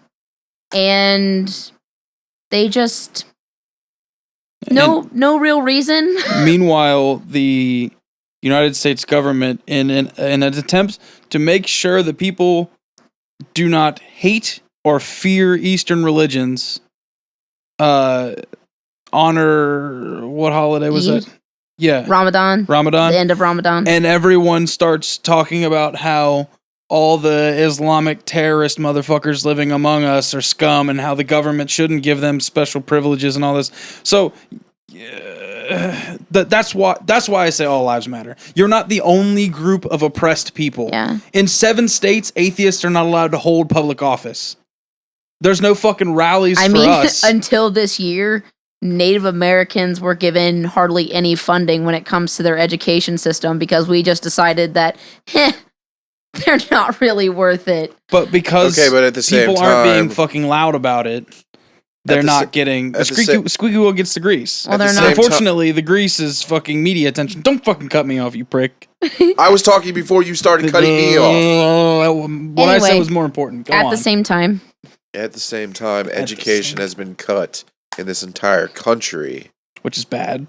I mean, yeah, it has been cut in this entire country, but you have to think that we literally stole all their land, only gave them a portion of what they were owed. Hey man, we paid for that shit. We continuously while listening to Leonard Skinner. Shut up. People continuously talk about the rate. Well, actually, no one talks about it unless you're actually concerned about education. That I think it's like 3% of Native Americans ever go to college. Something like that. 3 fucking percent, because they're not educated enough while they're in high school because they drop out. Well, yeah, because 3 out of 100 ain't bad. God damn it, Q. You're a dumbass. No, but realistically, how many Native Americans are still left in this country? More than you would think. 100% Native American. 100%? I mean, like living on reservation Native American. How many people Because would I you wouldn't say because I wouldn't consider you Native American. I mean, You no, should. but I'm. I mean, I don't but consider Isaac Swisher Native American. really? Yeah, he's never lived on a. That doesn't mean I that's almost not said his plantation. heritage. But okay, but I mean, like I was there when he tried to sign up for college and stuff. They wouldn't give him. That's because you have to be registered. You have to go. you have to Get to your know your tribe. You paperwork have and all to. that. Yeah, there's. I mean, She's he was done. A lot he that was goes into adopted, it. so that's probably why he doesn't know. But if he tracked down 2.9 million total Out of American- 717 million. Yeah, 0.09 or 0.9% of the United States population is Native American. What's African American right now, or black? Is black okay? That's another thing. When people are looking at that, like, is black and African American looked at as the same thing? I don't. Because I there's plenty don't of black. like. Because there's plenty of Gregs out there. Because he's not African American, but he is black. Yeah, So is he considered a Latino American, or is he considered a black African American? I think it depends on what he checks on the census. Okay. Does he identify as I fucking don't know. I've never Caribbean, actually, or does he identify as black? I mean, he has no African American heritage. Well, I mean, if you ask him, Greg, are you black or are you Latino? What's he gonna say? He's gonna say, "I'm black from Latin America," Well, then he's because he's 50% Jamaican and 50% Cuban. yeah. I knew a guy whose family was Dominican, and he looked black. Nope, really, really dark Hispanic. I don't know if this is right, but I guess it's 12.61% are black alone, which means no mixed. If you add in mixed race, there's another 9%, which is really So not 21%. that high. Yeah, about What is white? 72. See, I just don't even see that because I think it's because It's also The more because of where you live. sparsely populated parts of America are considerably more white. Like okay, Iowa. I just feel like There's probably like 12 black people in Iowa. okay. I just They're feel like probably all neighbors, just for convenience I sake. just feel like I see every single different race That's- every single fucking day. Because Well, I mean- Cincinnati's fairly diverse. Melting. Yeah, and also we have UC, which brings in a lot of diversity. There are so many different like groups. I mean, I probably see more Asian Indians than anything. Well, that's because you probably deliver to a lot of those places. Yeah. Yeah, well, I mean, think about it. We're in Reading right now. That's like a 90-something% white population.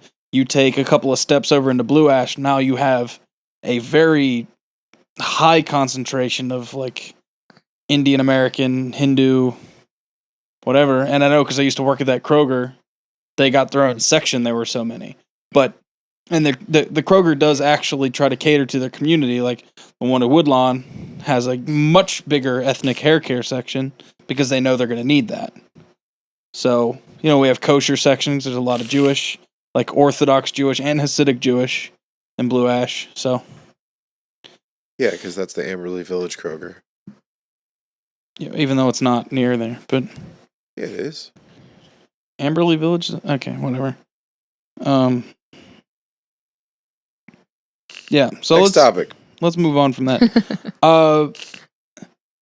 There is a proposed age limit for, or you're already throwing your hands up. I don't know what this is, so There's a proposed age limit to the bands on Warped Tour next year. No acts the bands under, can't be. no under acts 21. under 21. That way, there's no worries about bands underage drinking. If you're drinking, well, then you're held accountable for your drunken actions because you're clearly allowed to drink. There's also been proposed, I've seen this as well, that they might make the actual festival attendance 16 and up. Kevin tried to do that in 2006. It didn't work out. They did it on the first day of that tour in California. and ticket sales were cut in half. Is it because all their bands are so fucking rapey? Mostly. They're trying to keep young and vulnerable people out. So it's because the bands are rapey. And they're impressionable, and the age groups of the people there. And the age of consent in most states is 16. That's what I mean, yeah. So also it's essentially a way to get around a rape charge. He's trying to avoid issues. There was also 6 or 7 TMs this year that were 19 and caught by police. What's a TM? Tour manager. Oh, okay. Caught by police and other people drunk almost every night. And certain cities want to sue Kevin Lyman over it. And there's also 2 girls that were merch girls for certain bands, whether they were picked up at Warped Tour or anything else, but they're 17 and their parents wish to sue Kevin for their underage daughters getting drunk at Warped Tour. Yeah. Well, then I'm all for them having to be 21. But think about the age groups that are there. I pretty well agree with that too. It's kind of unfortunate that like if somebody was like 17 and blew up, say Paramore, their first tour, if they wouldn't have been able to be on Warped Tour 2007. Yeah. They weren't old enough. If Drummer was 16 years old. No, but I don't think so. Haley was the youngest one in that band. Drummer was 15 when they got signed. I thought Haley was 15, 17. I use that as a benchmark for my life. He was on World Tour at 15. I fix computers. I'm 25, 26. I'm 11 years older than him, and he was famous. Super not healthy. I know. The band that you've so you should stop. belligerently been hating on all day today, which is fine. Hey, I don't give a shit. No, hang on. I don't fucking Same care. thing, 15. Okay, cool, great. Fuck them. Anyway, the people in the crowd, a bunch of 12-year-olds there to see Black Veil Brides. Their parents sometimes go with them. There were a lot of parents at Cincinnati Warped Tour. There was a lot of parents, mostly because of all the little girls who wanted to go see Black Veil Brides. But you got bands on stage doing all kinds of horrible stuff. You have Attila saying the most offensive shit imaginable. Yeah. So raise the general age of the crowd to one that's a little more mature. You know, it's kind of like high school. You don't put seniors in with 8th graders. Yeah. Because that interaction is not going to be healthy for either one. So I can kind of see where he's coming from on both ends.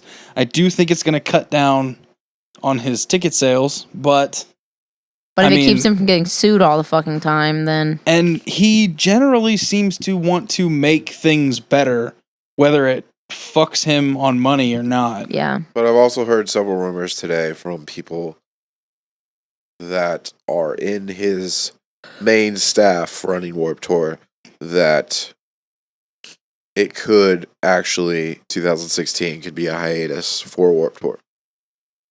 Well, he's had a lot of problems. I think that there's probably some definite reform that needs to occur. Especially since in January 1st, Taste of Chaos will be reignited. That'll be cool. What other Let's get into that. Festival it's literally next on my line. Okay, any last words about the age limit thing? Any other thoughts? I mean, minus ticket sales, which really doesn't fucking affect me. I don't really care how many tickets he sells. He's got money. I mean, out of all the bands that actually played this year, I can't think of any that are under the age of 21. The only thing that I think it could affect is potentially the local bands playing. Yeah, that is a weird That's case. the only one that I think... even the local bands that played this year are old. Well, but that doesn't mean that they always are going to be. True. Very true. Like, there might be a 17-year-old in the Battle of the Bands thing. Yeah, and that's what I mean. I think that's the only place that maybe... Because they're only on one date. Maybe it should change a little bit. They're there for, I guess, however long or maybe that just find a day fill-in is. drummer. Yeah, that's not fair. They'd have to change the rules of the contest to say that you have to be able to prove you're 21. Yeah. So I think that maybe maybe in the case of local bands playing, it's a little bit different. But that's the only really point I could see being an issue when it comes to bands having to be 21. But as for the age of people being there, 16 makes sense. The only reason that I think it's kind of shitty that it's 16 is because that is the age of consent in most states. And I think that's a good way to end up doing a lot of victim blaming. So I just think it's a matter of having a more mature crowd. I mean, I think it's part And of if- that too, but If one person in the crowd interacts negatively with another person in the crowd, or one person in the crowd is drunk and the other person is drunk and they make out or whatever, because Warped Tour is a huge public display of affection, aggressively sometimes, and then they can't go back and say blah blah blah, they molested me in the crowd. It's like, well, no, you're an adult. I will. Handle your shit. But see, that comes down to it's just, I don't know. It's just such a shitty line, and at 16, I will say, I don't know. however, though, not that this is a very good comparison, but I have noticed recently, after learning more about, there's, I think, like 8 clubs here in Cincinnati now that are so sick and tired of even senseless, childish things in the 20 range that all of these clubs don't allow you in unless you're over the age of 30. Like nightclubs? Yeah. Gotcha. Including Rhinos over there by Princeton High School. Interesting. I mean, it makes sense. There's when I was living in Chicago for a couple months, there are a lot of clubs there that, like, on certain nights you have to be a certain age to come in because there's like 25 and up.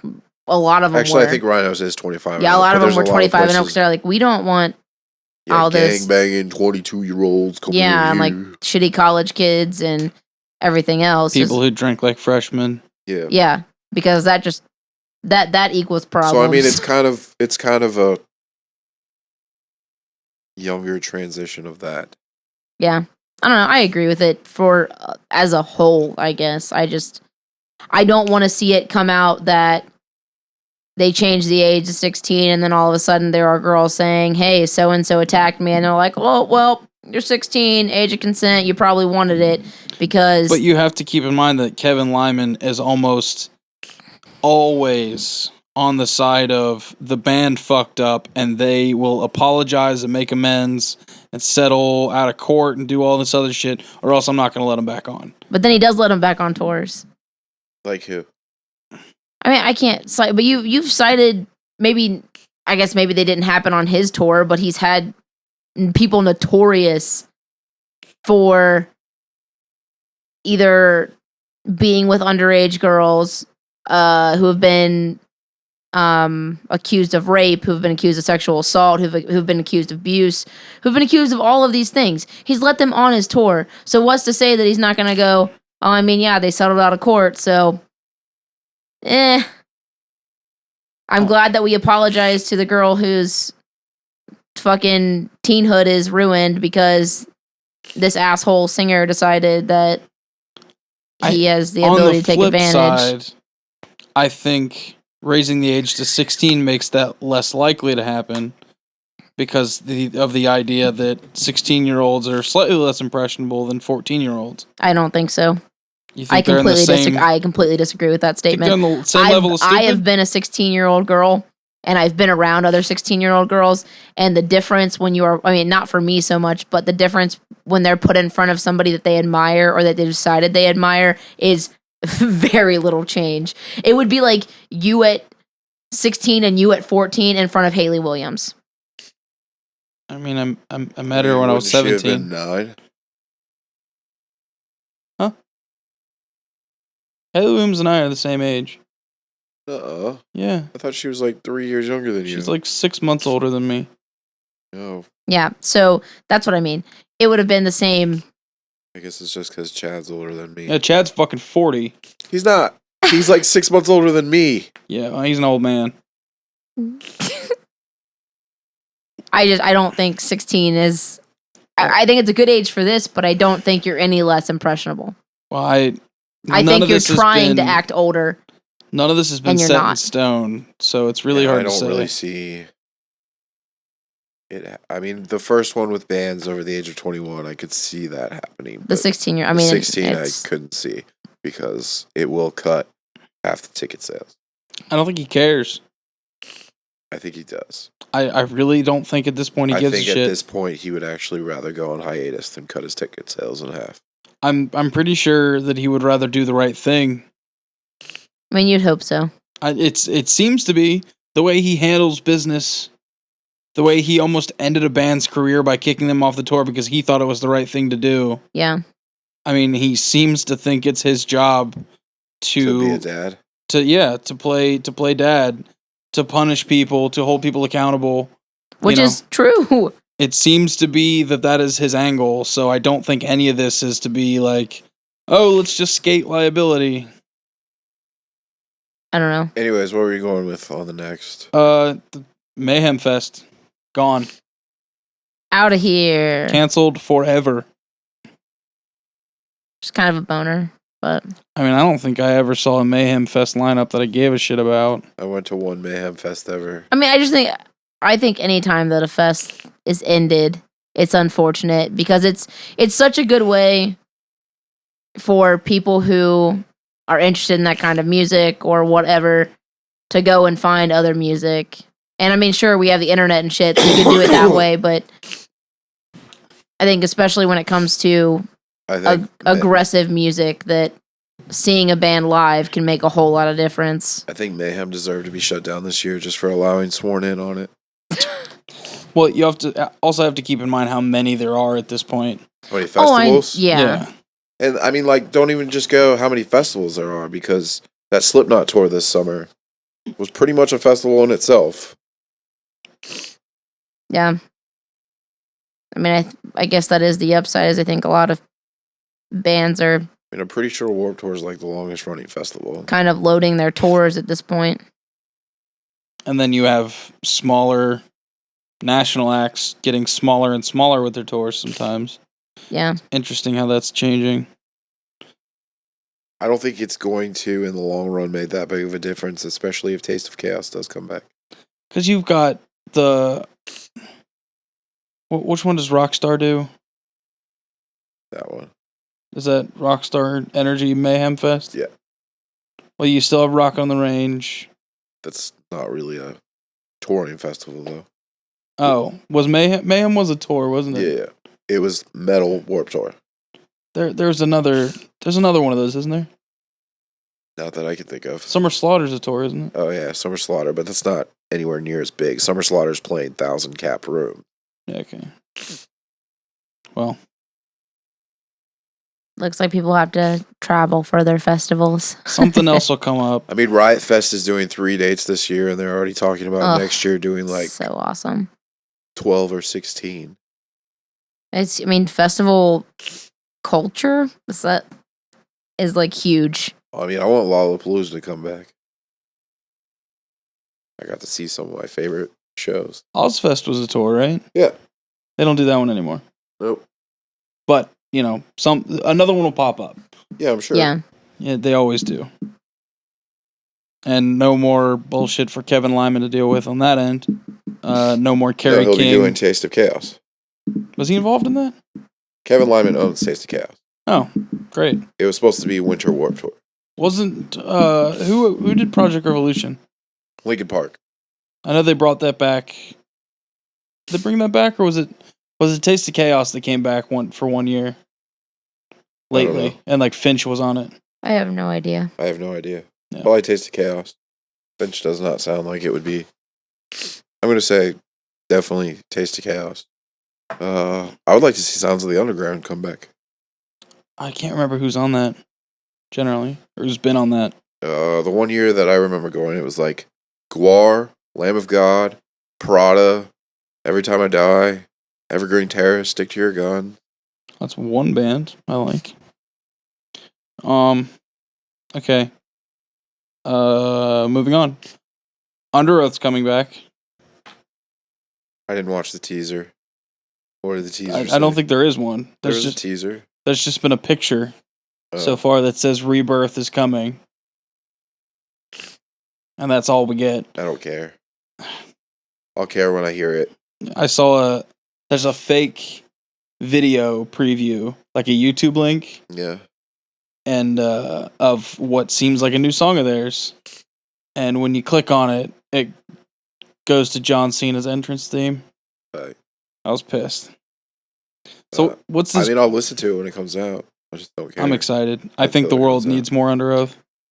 I appreciate Under Oath for what they are, but or whatever the tense is supposed to be there. But I just never. Compared to what's out right now, they were so genuine. I feel like we continuously play that game of bands that. God, it only is going to get worse. Yeah, that's exactly. The game we keep playing. Man, you might hate Attack right now, but wait 3 years. But wait till the new Attack comes. Like, whatever the new version of that equals. Because that's how I feel. Because 10 years ago, God, I fucking hated Amur. But if I would have known everything that was coming now, I would have thanked my lucky stars. All right, so what's Geno Smith about? So I listen to a lot of sports podcasts. And so 2 days ago, Cam Newton from the Carolina Panthers got into an altercation at training camp.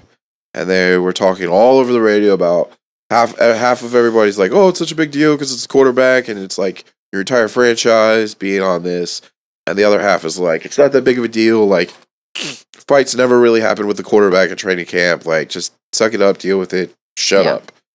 So then the following morning, which was this previous morning, Geno Smith, the quarterback of the New York Jets, gets in an altercation, gets punched in the face, his jaw's broken, and he's out 6 to 10 weeks of the season. Oh, that blows.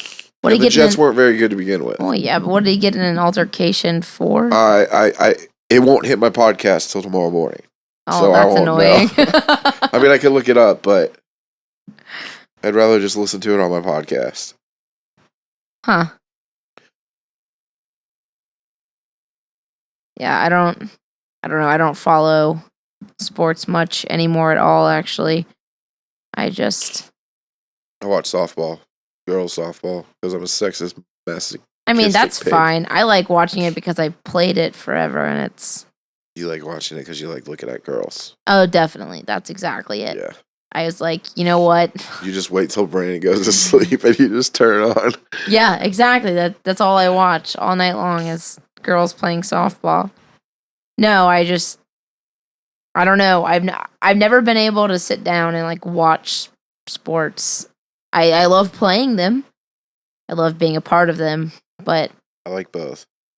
Watching is just really not my thing. Like, I love to watch ESPN highlights because then I don't have to watch the full game. I mean, that's what I basically do too. Like I don't even like soccer, but I think the only interesting sport to really watch that's like constant motion is soccer. I hate soccer. It's just a pussy version of hockey. I mean, okay, yeah, I can agree with that. I just say that to piss off. I mean, no, I can agree with that. Soccer's boring to me, but I didn't play soccer. I played hockey. Yeah. I always wanted to play hockey, but oh yeah, I forgot Robin Williams was in All the Night at the Museum. Oh yeah, yeah. Plays Teddy Roosevelt. Yeah. Yeah, I always wanted to play hockey, but I'm terrible at ice skating. So we could teach you. I played street hockey a lot, and I can rollerblade. It's the same thing. I can't ice skate. It's the same thing. Dude, I've tried it so many times. Thing. I just can't do it. I'm terrible. Doesn't make any sense.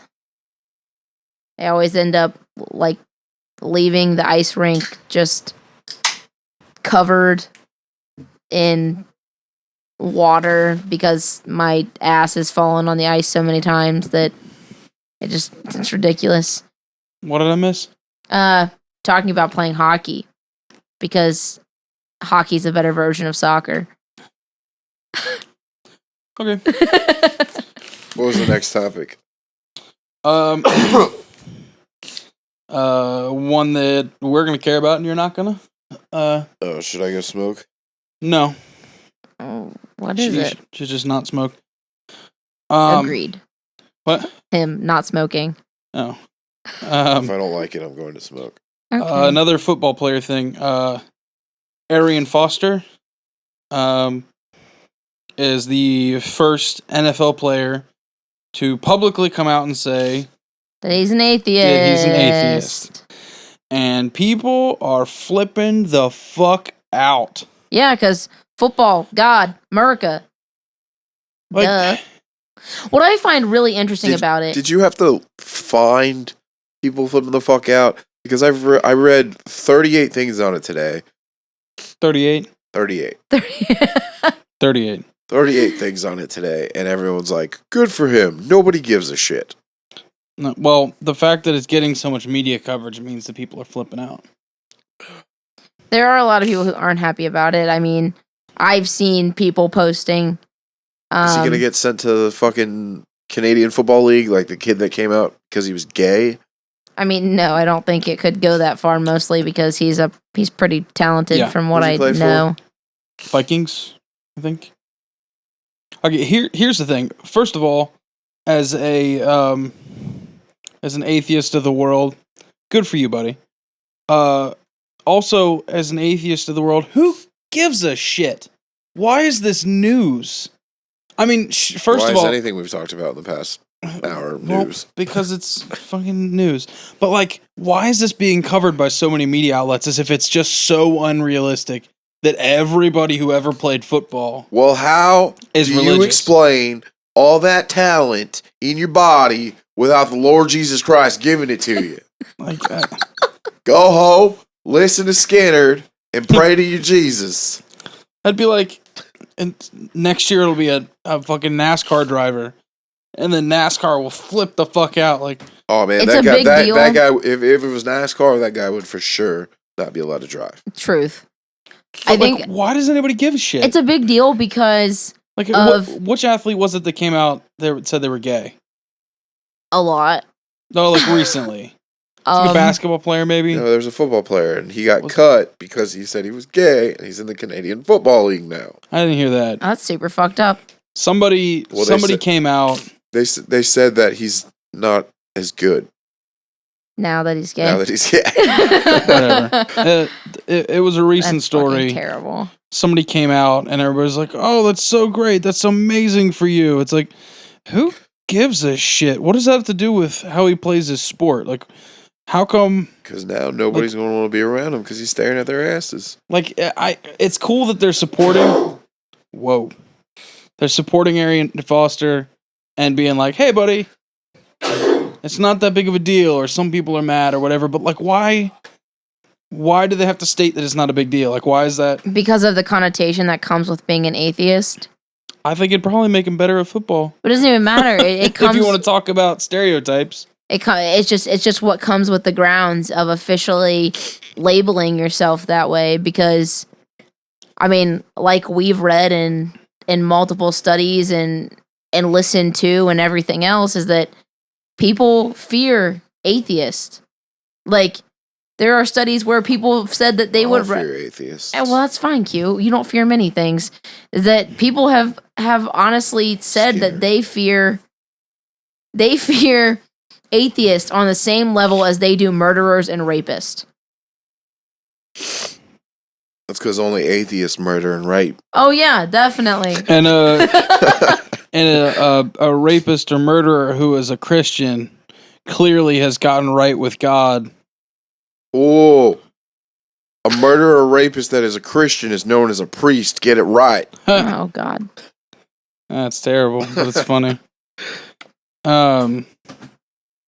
But they would rather keep the company of murderers and rapists than keep the company of an atheist. It's just Jesus interesting kept the to me. company of murderers and rapists and atheists And whores and lepers and everything else. Yeah. But It was just interesting to me that everybody wanted to talk about it, and like I don't. Well, and it's a big deal. Like, When other media figures come out as not believing in God, it's not a big deal. But I'm sure that you saw some of these headlines probably came from an atheist thing that you've liked on Facebook or something like that. Yeah. And the reason that's a big deal is because of how few people are willing to stand up and say, "Hey guys, I'm an atheist and I'm proud of where the decision that I've made in this lifestyle." And it's kind of like it's still taboo to a lot of people that you could live in America and not believe in God. I have to say one thing about this whole situation, though. When Tim Tebow entered the NFL 3 years ago, and everything so big about his Catholicism and his faith and everything, it was literally the exact same response. Because it was literally a bunch of people going, "If you can't play football, then shut the fuck up. We don't care what you believe in." Yeah, a lot And I mean, of people, I agree with that.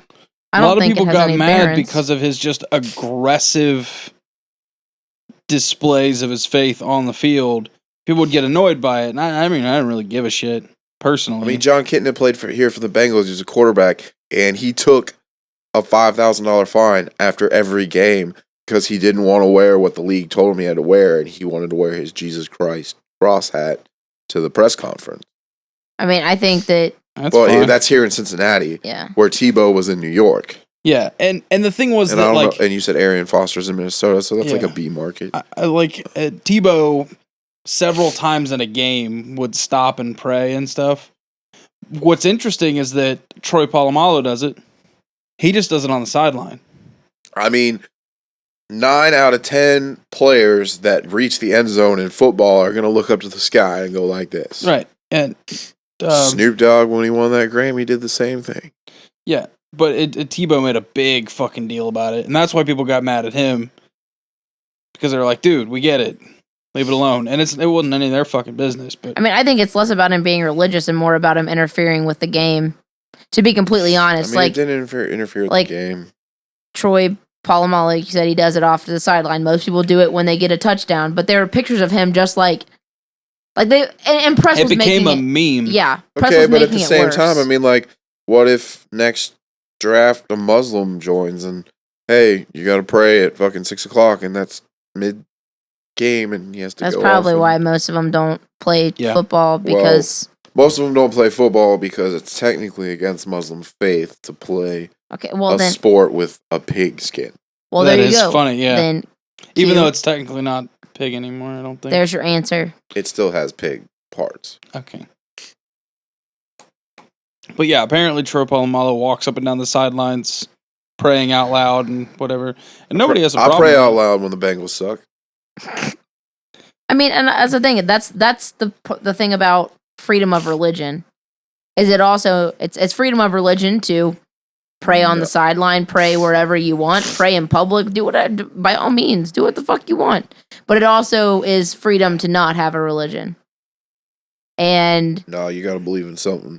Unfortunately, it has to get blown up into these ridiculous proportions, and it can't just be like, "Oh, hey, cool." And maybe I didn't see anything get blown up today about it because I don't follow. I mean, and it's the same thing about like when someone makes the decision for I don't know, for an example, when somebody says, "Oh, this star is now vegan" or whatever, like people are like, "Oh, look at this person. They're doing this thing. They're vegan now." Brandon just looks at him and go, "Damn fags, vegan." and you know, it's kind of like, well, why the fuck do you care about their decision? It doesn't make any goddamn sense. We were talking about that earlier today. Entertainment Tonight's going to make a big deal about it because they fucking can. Yeah. I don't know. I get why you're asking, why does it make a difference? It makes a difference to the atheist community because we are openly represented so far and few between. That doesn't mean that they aren't there. Yeah. But there are so many people who are just afraid to be like, hey, this is what I am. Only See, one. Sorry if you hate me. I don't see that either. Like Only one member of the United States government, like in Has- the Congress, Ever openly admitted. and it was after he was out of office. okay, but I'd say 50% of my friends are atheist. They don't run for public office, do they? No, but I'm just saying. Well, like, because they're not allowed to in 7 fucking states. I'm just saying, like, it goes back to the Bullshit. whole race thing. Like, I feel like I have plenty of people around me all the time that aren't white, And that means and I like have plenty of people around me all the time that aren't Christian. you're a greatly diverse person, which is awesome, but not everyone is like that. Yeah. Actually, a lot of people are I'm not just like saying, that. like, I don't know. Like 2/3 of my family would never speak to me again if they had any idea My family you're- just What, atheist? that I'm an yeah. atheist. My family just goes, Are no, you you're atheist or not. agnostic? You're just I'm an confused. anti-theist for the record. Okay. If we want to break it down real far, My family just thinks I'm confused, and that You are confused. I'll that you'll get someday- it together. I'll someday realize that. Don't they realize that half of you wants to believe in a sun god?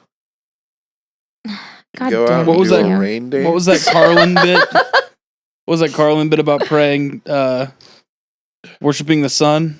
I don't remember. He's like, but I don't pray to the sun. That would be silly. I pray to Joe Pesci. Because that's the guy who can get things done. He My- can accomplish my most things favorite with the George clever Carl- use of a baseball bat. My favorite George Carlin, where he's like, "Fuck having 10 commandments," and he goes through them all, and he's like, Yeah. "These are the 2 commandments: don't be a fucking shithead and respect other people." Yeah. Accurate. I like his 10 commandments. Yeah. Okay, moving on. Okay, back to commandments and religion and the government. Oh, What's no. this deal about the Indiana abortion Oh yeah, right. doodad? Oh, so Indiana passed a bill. I think it's a bill technically. I don't know. That states that any woman that has an abortion must pay to have the aborted fetus cremated or buried. Yes, please let that sink in for just a moment. That this woman who has now made a decision to get rid of this fetus must pay her money, or I guess her and her partner or whatever, to have this child, fetus, cremated or buried. Which I'm pretty sure you can cremate a female's fetus with like a match. But Yeah, but you still have to pay because is it crematory?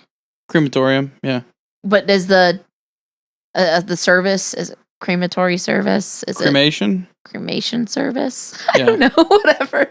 That service cost money, Yeah. and now they've already had to pay for the abortion, Probably not cheap. which is not. I mean, dependent on which form, anywhere from buying, which I guess for a pill it doesn't count because that technically is before, but that's still an abortion in all technicalities. But I guess they're talking about surgical abortions, which can be upwards of $400 to $600, I do believe. And then they have to pay for a cremation or a burial, which I'm assuming they're not going to pay for a burial because they didn't want the child to begin with, unless it's something that is because the woman is like medically ill or something, something where she wanted the child but simply cannot give birth or whatever. Then maybe sure she might want to cremate the fetus or bury it so that there is record that that child was going to exist. So can they not donate them to science? They can, but they have to be asked. They cannot say, I want to donate this fetus to science. There has to be a need for. So the organization that collects stem cells and all that has to reach out to them. Yep. So we're going to slow down science for religious bullshit. Science ain't real. God is. Whatever God happened hates facts. what happened to the separation of church and state here? It's Indiana. Fuck, I hate Indiana.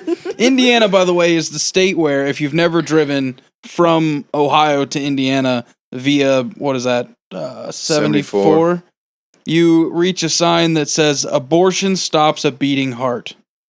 Which I'm sure is medically inaccurate, by the way. I don't think a fetus has a fully developed heart in the amount of time that you're legally allowed to abort a baby. Well, technically, in some states, you're allowed to abort after the second trimester. Okay, well, in the second trimester, not after. After would make third trimester, and that's pretty fucked up. yeah, that's almost a baby. That's pretty well. That's pretty close to murder. That kind of that teeters that line. But you can't force this on people. This is ridiculous. It's absolutely ridiculous. It's unconstitutional. I just think that the people who are making these, and I actually do believe a couple presidential candidates have made this point, is that the people that we are allowing to make decisions for women's bodies are men, and that doesn't really make any goddamn sense. Yeah, that's the way it should be. Shut the fuck up. It just doesn't. Women make decisions for men until they're like 11 or 12 years old. Well, that's because you guys are stupid and don't know how to take care of anything. That's generally true. Man, you fucking feminist people. Just accept the fact that God is a man.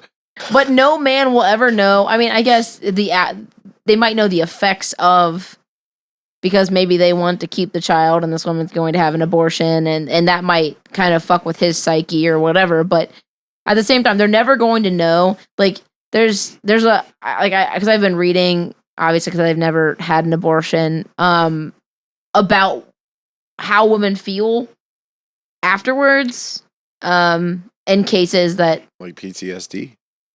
Some of them have PTSD. Some of them, they say that it's a really weird feeling because all of a sudden their womb feels empty, which is an interesting way to kind of put it, I think. That all of a sudden they kind of feel an emptiness, but that emptiness goes away because they knew that they made the right decision. But why would you want to put a woman who's already in kind of a fragile mental state? Because, when you make the decision to have an abortion, there are so many people who are going to combat you. Probably in your family, probably your close friends, probably people you don't want to tell, plain and fucking simple. And then you're going to say, oh, by the way, we're going to tack on some extra cost because we want you to know the repercussions of you having an abortion. As if they don't. As if they already don't know. Here's the real question. What's the difference between an abortion and the morning after pill? Very little. The morning after pill is technically an abortion unless you never, I guess unless the sperm never made it. You don't know if it's an abortion or not. You don't know. That's really the deciding factor, is you have no freaking idea. I don't know. I'm super for the abortion pill, that as people have decided to name it. Morning after is way more polite. Yeah. I'm super for it. I think that it's great. I don't think it should be used as birth control, which some people use it as. Just like I don't think abortion should be used as birth control. No way, a flight of stairs should be. You were a real piece of shit today, you know that? I told you, ignorant shit all night. But I just don't think that men and it is, of course, a man who is making the decision in Indiana, that a man should be... So is it governor or Congress? Governor. Okay. Should be making a decision, especially that hefty, for women. And you know that the backing for this has got to be some religious claim. I mean, yeah, most likely. I just think that a lot of states are building up their decision on things like this now because that's going to be a huge pull in this coming presidential election. Yeah. And unfortunately, this is how just things like that get made up. So, I don't know. I was just fucking blown away by the idea of that. So wait, what is everybody's real stance on abortion? I believe that that a woman has the right to a choice. I don't think that after the second trimester it should ever be allowed. Second trimester for me is iffy, just because there are circumstances, like I shared the story with Brandon, where a woman, I think she made it into like her second trimester, found out that her baby, because they did like blood tests and all that stuff, and found out that her baby had this defect that is like so incredibly rare, and that her child would be born and the lungs would never fully develop. It wouldn't be able to breathe on its own. All these other just defects that came with her pregnancy, and she wanted to get an abortion, and the state that she lived in was like, nope, can't do that, too late. And it's like, well, we couldn't have found out earlier, so that wouldn't have made a difference. And now that we're finding out, you're going to make me birth this child That is going to immediately that is die. going to immediately die. It's going to be an agonizing pain, if it even knows what pain is, and She's die already, right in front of her. She's already going to have to go through the full birthing process and then come out with nothing. And I've seen how fucking devastating that is to people. Stillborn and whatnot. Yeah. No one should ever have to go through that. Period. And so in cases like that, I am all for whatever term. So long as it can be proven by scientific fact that the baby is going to be in danger or the mother is going to be in danger. First trimester abortions, I'm for, just simply because I think that people make mistakes. Things happen, and some people just simply shouldn't be allowed to fucking have kids. Yeah. So, Most of the people that have already had kids. yeah, shouldn't have had them. Very true. My policy is simple. Most people now are unfit parents. Lives are ruined because you were born into a horrible situation. Yeah. Lives are ruined because you felt the need to bring a child into a horrible situation. I think a large percentage of the children that are born now, unfortunately for their lives, should have been aborted. Like that, you're just constantly being raised in this like super terrified Christian nation where people are afraid to make that decision, and instead you've got people walking around with kids that they can't afford, putting a strain on the government. And then you say, well, then why did you have a child if you knew you couldn't afford it and the dad wasn't going to be around? Well, what else was I going to do? Get rid of it? That's immoral. Oh no, put it in the adoption system so it can be tacked on to the 400,000 that already aren't adopted. Or put the kid through a horrible, disgusting life of poverty while you leech off the government and feel bad about it even. Some people don't, but say somebody actually felt bad about raising their kid in squalor. Well, there are plenty that do feel terrible. You could have just not had the fucking kid, waited till you were halfway financially stable, or at least in a stable relationship. Most of us will never be financially stable. Yeah, that's fine, but then those people shouldn't have fucking kids. We could use I agree. fewer The kids. three of us should never have kids. There are hundreds of thousands of kids waiting to be adopted. I mean, you can say my belief system on it falls into my Christianity, and that's fine. But I believe that the choice should always be there, but we should educate enough that no one makes that choice. I agree. Oh, I think yeah. stopping it preemptively is definitely better. But in the meantime, But unfortunately, there needs to be a backup plan. Unfortunately, people are so afraid to talk about sex. They're so afraid to talk about sex with young people. I mean, it's mind-blowing to me. I was actually having this conversation with one of my friends the other day about sex education and I guess and how the vagina works during sex, and it's not technically your vagina, whatever. There's a lot more that goes into it, but we'll call it roundabout the whole thing. We're just going to call it a vagina for this sake. And Vagina. That's all. I just keep I coming know. back to that Louis C.K. bit. but Louis C.K. said that because of where he was raised in Boston, he literally thought it was called a vagina for most of his life. Because that's how his like sex ed He teacher was said raised it. on the south side. Yeah.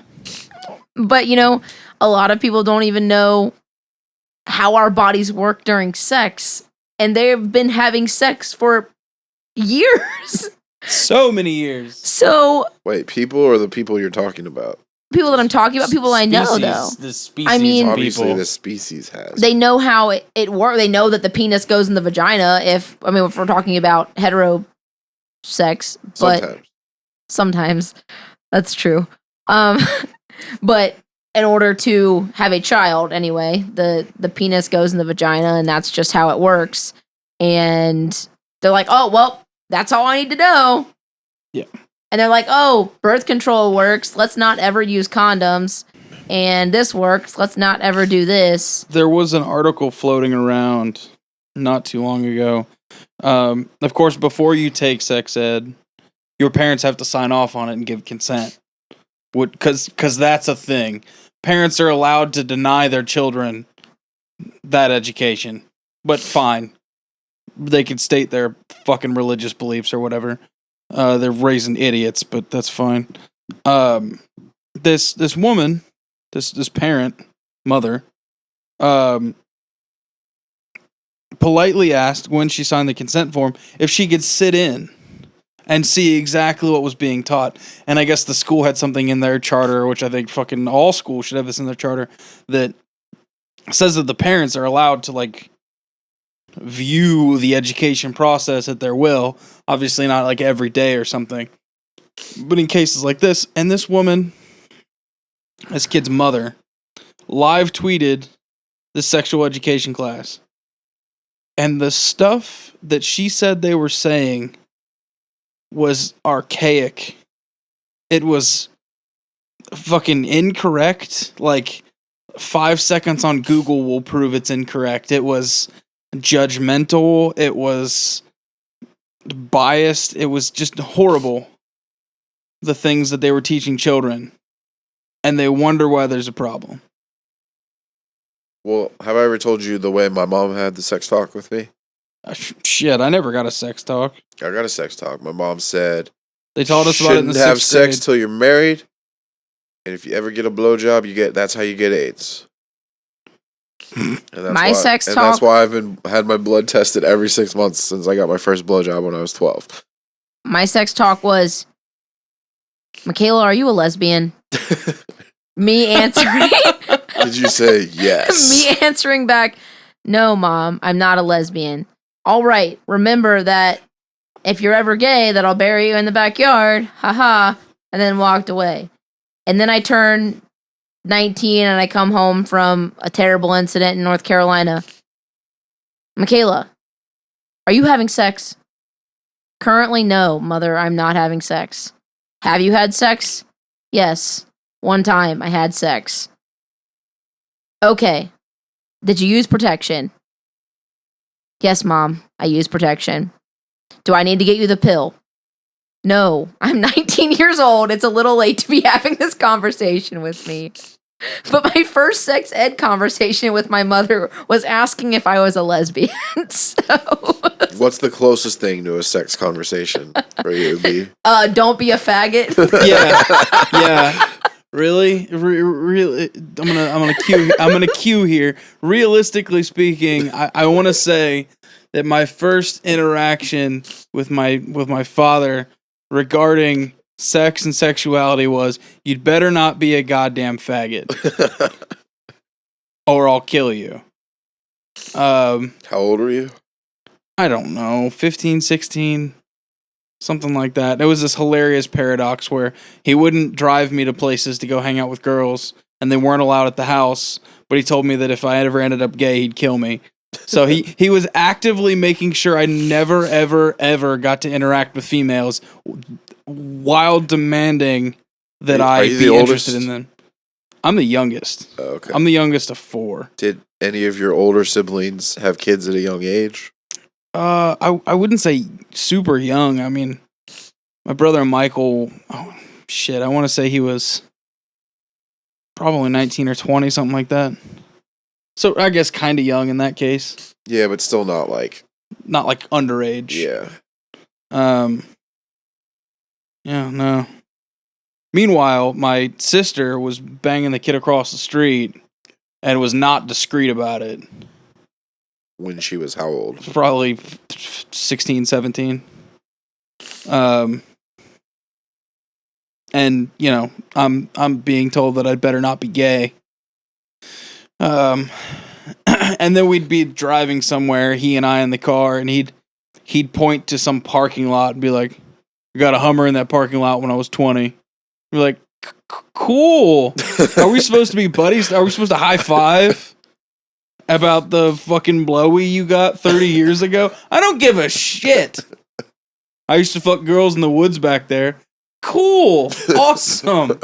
Can you let me out of the car before I jump out of the fucking window, please? Shit. I wish I could have those conversations. I still can't even get either of my parents to admit they've had sex with anybody else besides each other. And then my mother, my actual mother, at some point asked if I was sleeping with my then girlfriend. And I just said, we're not talking about this. And she said, did you use protection? And I was just like, I'm so anti-baby, and we're not having this conversation. And that's all there was to that. Yeah, my mom's automatic question to me is just Are always you a lesbian? Yeah, usually. She's so terrified. She is. She's absolutely just petrified I mean, of I it. can understand that if she's met Brandon before. Fuck off. Well, the thing, like the other day. She cornered me and demanded to know. Oh, well, not even that. No. My What mom, if you were not real? No, she was like, is Makailah bisexual? Does she talk like that? I'm eating dinner. Could you get the fuck out of my face, please? So my mom's a little unhinged, but she needed a favor from me, and she told me to use a condom for this favor.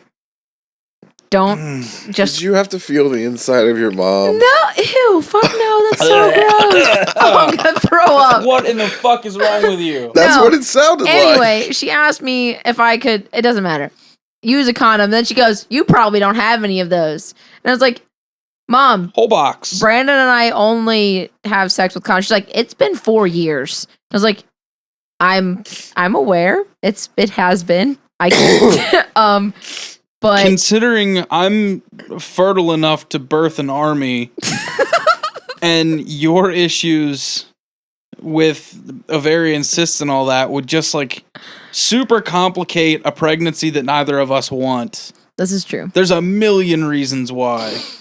And because I can't take birth control. And because you guys don't have a fucking flight of stairs in this house. I mean, yeah, that's also true. But don't worry, I know other ways to abort babies. I don't need stairs. No, don't do it in Indiana. Shit. Fronting the bill for a fucking funeral. Bring out the bagpipes and the bullshit to bury a coffin that's the size of a motherfucking freezer bag. This is true. You Christ. just cut open a bowling ball and use that as a coffin. That'd I'm be trying to kinda think neat. of something appropriately small enough. You could make it out of fucking A popsicle shoebox. sticks. Shoebox is too big. That's true. Like, what? I don't. It depends on what trimester. I guess how far along. You yeah. could probably use the leftover box from Stouffer's macaroni and cheese. That's fucked up. Yeah. As That's- disgraceful as that would be. My life is just ruined now that you said that. I wanted to say Stouffer's so you'd cringe. So, anyways, let's move onward. Onward. I only have one other thing on my list. Well, I suppose two things. We forgot to do new music. We touched on Under Oath and whatever. We just listened to the new Wonder Years song right before we did this podcast, and Brandon cried like a little bitch. as a grown man of 26 years old, I'm not afraid to say that I absolutely cried. It was kind of touching. The I song, almost cried just because you cried, but the song wasn't making me cry. dude, that last chorus hit me like a ton of fucking bricks. I'm not even gonna dance around it. I couldn't help it. I'd have to listen to it again. It sounded like... Okay, this is what it sounded like to me. It sounded like the last single of Cardinals mixed with The Devil in My Bloodstream. A little bit. It had kind of a ballady feel to it. Like Devil in My Bloodstream. Yeah, The beginning of that is definitely ballady. yeah. But in typical Wonder Years fashion, at some point, if it's been quiet the whole time, it's gonna get loud, and it's gonna get emotional, and I'm gonna cry like a baby. So, it's called Cigarettes and Saints, and it is Pretty fucking fantastic. fantastic. The video, shit. Even if you mute the song and watch the video's sad enough. Oh, I didn't watch the video. That's because my big dumb head was in the way, sobbing like a baby. Maybe that's why I didn't cry. Perhaps. The It's like experience right- together will fuck you. It's like right before Postal Service, Dad. So if that means anything to you, just keep that in mind. Yeah. The new Little Dicky album, Professional Rapper, This bitch don't know about Pangea. is the greatest fucking thing I've heard all year. It is August. It has been 8 months of mostly mediocre album releases, and I'm so fucking stoked on this Little Dicky record. I have not stopped listening to it. It's fucking amazing. You have cameos from fucking Fetty Wap, Rich Homie Quan in the same song, no less. T-Pain, Snoop Dogg, Lil Dicky's Brain has a verse. That comedian. Hannibal Buress shows up. There's a couple more. It's great. Oh, Like, Brendan Urie. Brendan Urie, yeah, Brendan Urie's on it. He sings a chorus I only heard the one song that you played for me, that you hated. and it made me want to It's the punch funniest myself in the nuts. fucking thing and go to on bed. earth. The beat on that one's whack as shit, but it's hilarious. It's a 10-minute conversation. He is having with a girl he just slept with after they just had sex, and they realize they don't like each other and have nothing in common. And at some point, she demands to know what's going on in his brain, and his brain takes a verse. It's pretty great. You should go listen to it. There are also 3 interludes of him speaking with his parents on the phone, candidly, where they, as he puts it, reacts exactly as he would expect the Jewish parents of a rapper to react. Including his mom offering to call venues to get strippers. to see if they would allow strippers in the building, and telling him that he'd better stay in a hotel and not get sick while he's on the road, and that Puff Daddy's parents would definitely not call him under these circumstances. But it's great. Well, it's like 20-something tracks deep. Like, there's one that's a re-recorded freestyle that he did. I figured out that there was actually a freestyle with like a lot of that in it. Yeah. Bruh. But he re-recorded a lot of it, so it was a little less off the cuff than it sounds. But it's still incredible. The second track is him in a meeting with Snoop Dogg, applying to be a professional rapper. And Snoop Dogg asking him interview questions. And eventually saying, "We'll see how this works out, but you got the job. You are allowed to be a professional rapper." It's fucking great. Like, if you like comedy hip hop, there's plenty of that. There's some pretty serious songs in there too. I still believe his absolute best work is a track off of one of his random mixtapes, and that was Brian Westbrook on a Farm, which is like an 8-minute long song. Basically an allegory of him giving up his professional life to become a rapper, as if Brian Westbrook, I think it's Brian Westbrook, the basketball player, had given up being Amish and running a farm to play professional basketball. And that connection, it's fucking brilliant. Lil Dicky's incredible. The album was entirely crowdfunded. So they paid for a shitload of those cameos. Snoop Dogg's not going to show up on a record for free. Like, T-Pain actually might have. Might show up on a record for weed, though. Yeah, when the weed costs the crowdfunding money. And at the end, he gives shout-outs to all kinds of people. He's super humble. He didn't all of a sudden get the money to do a actual album and then suck. It's fantastic. It is literally like one of the most praised collections of music you'll ever hear from me. I'm super stoked. Yay. Yeah. Well, the 3 new records that I enjoyed this week that I've listened to is the new Terror, the new Fear Factory, and I absolutely love the new Cattle Decapitation. I don't give a shit about any of those, actually. I'm sure you don't. Although I was listening to Cattle Decap to annoy a guy at work because he wouldn't turn off his fucking soccer commentary. And Eli, you motherfucker, I know you listen to this. Fuck you. You listen to this at work. And he listens to this shit at work. And then he like unplugs his headphones and goes, "Yeah, it was pretty funny what you just said." Like, I recorded that like 4 days ago. Like, yeah, it's fucking good. Yeah, fuck that guy. Also, he says you're shitty. Yeah, I am shitty. I'm putting him on blast. Why am I shitty? He just says that you're not as interesting as I am. Yeah, well, that's because usually I just let you talk. But he wouldn't stop listening to this soccer bullshit, so I pulled up the most annoying thing I could find on Spotify, and Cattle Decap was one of the things that came to mind. You didn't play your own music? Ha ha ha ha! I'm not on Spotify. Fuck you, Okay, that's why. shithead. Should have turned on some of your shit. Would have drove him crazy. Probably. Actually, that's kind of the point, isn't it? Yes. I love Obnoxious Boot. It's a weird love-hate I have with it. So this is, I mean, we haven't really discussed any, like... We discussed everything. Yeah, I mean, we discussed all of, like, our news stuff, and that ran forever long, but we didn't have, like, an actual music debate.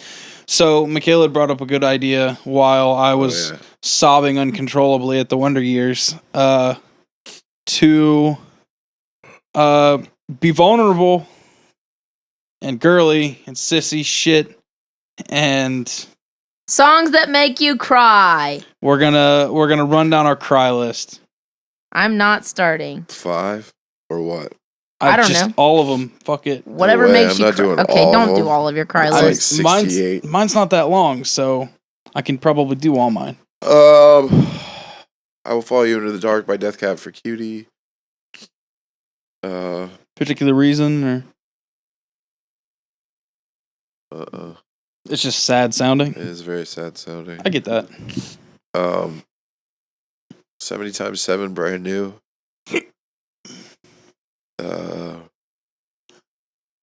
In the Air Tonight by Phil Collins. In the Light, DC Talk. Every New Day, 5 Iron Frenzy. There's a lot of stuff that makes me cry for silly, stupid fucking reasons.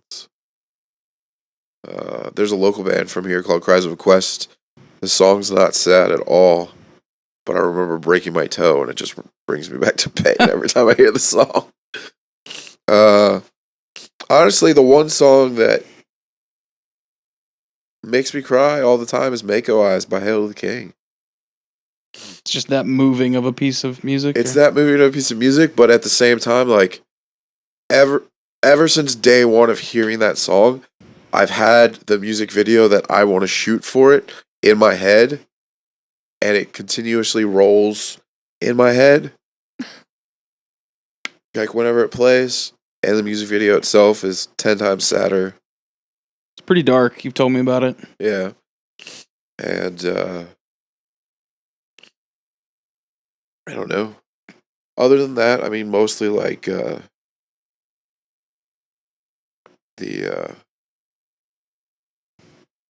like instrumentals like Sleepwalk on the Love Is Red, The Hardest Fight record, that instrumental on the Every Time I Die Hot Damn record that I showed you a couple weeks ago.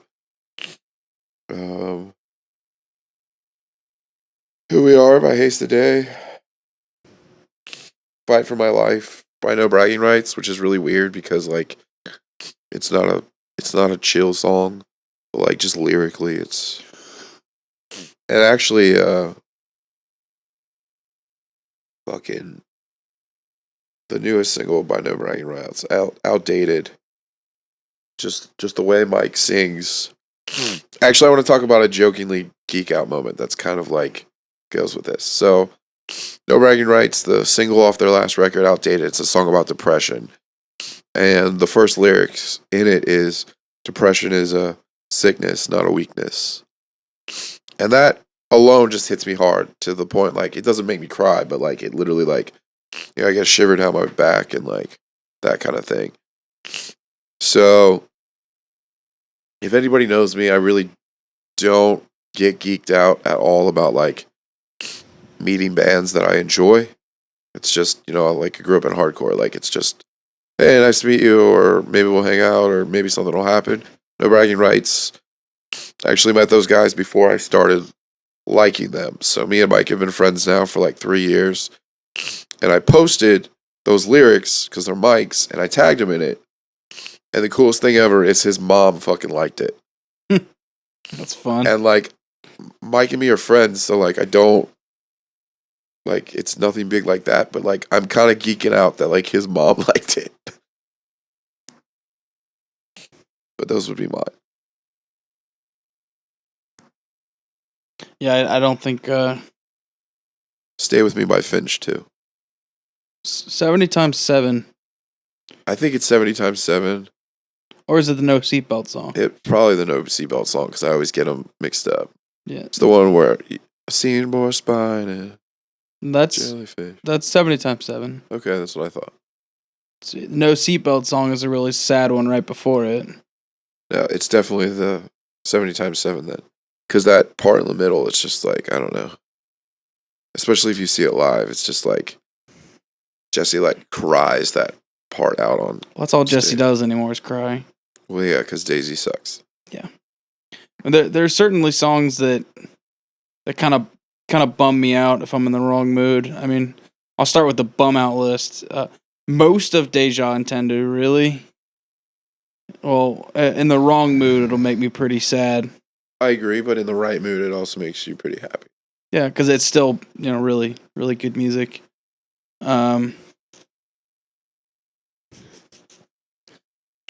It's a really tough one to have to avoid, but Motion City soundtracks hold me down.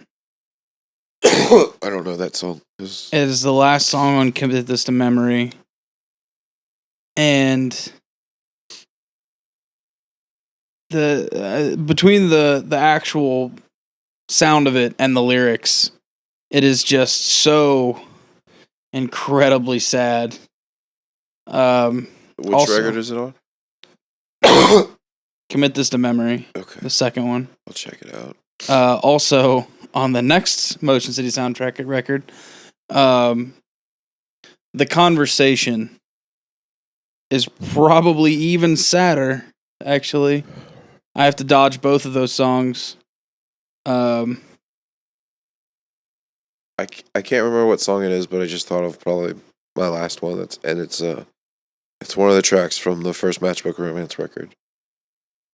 Tiger Lily? Probably. Yeah. That's a pretty song.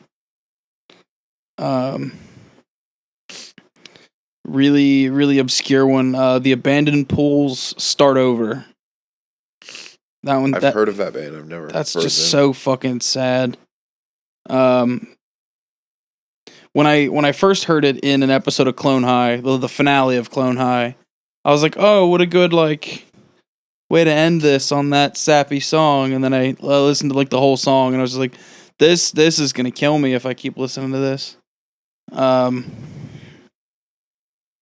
No Death Cab for Cutie does it, but I absolutely cannot listen to The District Sleeps Alone Tonight, which is the first track of the Postal Service record. It's just too fucking sad. The rest of that album is just fine, but I have it unchecked on my iTunes so that it skips it because I can't handle it. For a similar reason, it was on a mixtape along with a couple other songs that were playing very consistently when some shit was not so cool. Ani DeFranco's "Love Is Like Falling."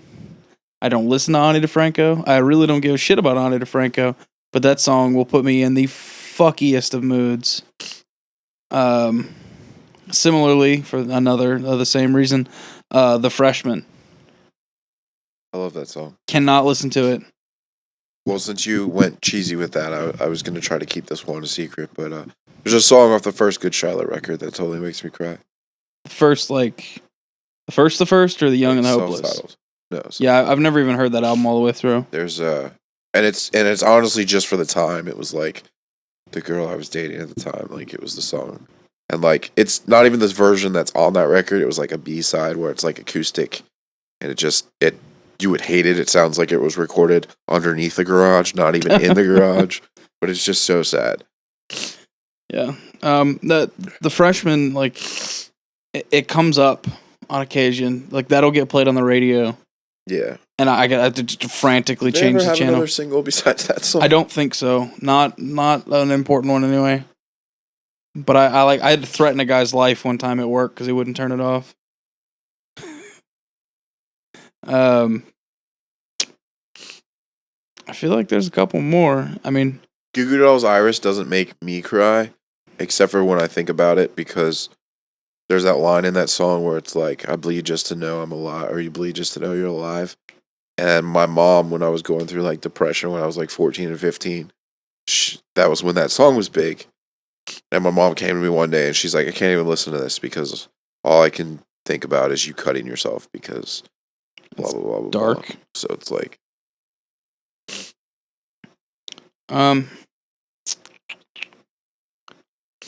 I want to say that covers it, but I'm sure I'll think of something else.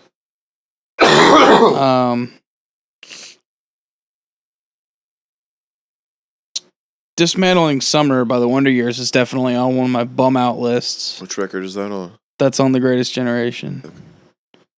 That'll bum me out, but it won't make me break down and cry. If you listen to Smoke or Cigarettes and Saints again right now, would you cry again? Probably not, because I'm prepared. I really do think that just it was the entire experience of just hearing that for the first time. I was not prepared.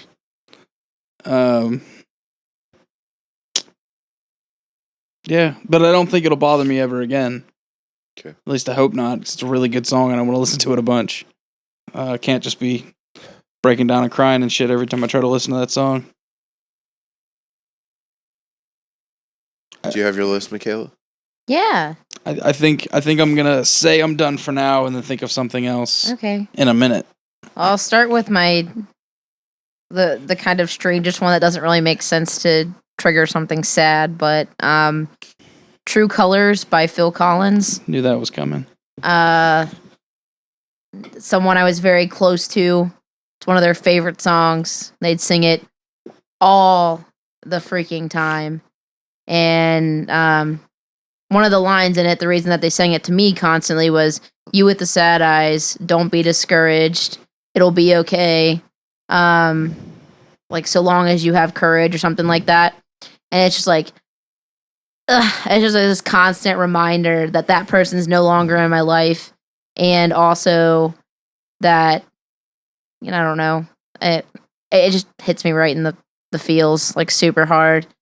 The District Sleeps Alone Tonight is one that will, Jesus. it's just really, I mean, I don't avoid it because I fucking love that song, and I will listen to it over and over and over again and, like, just drown in my own tears, and I'm totally okay with doing so. It's too dark. It's just too dark.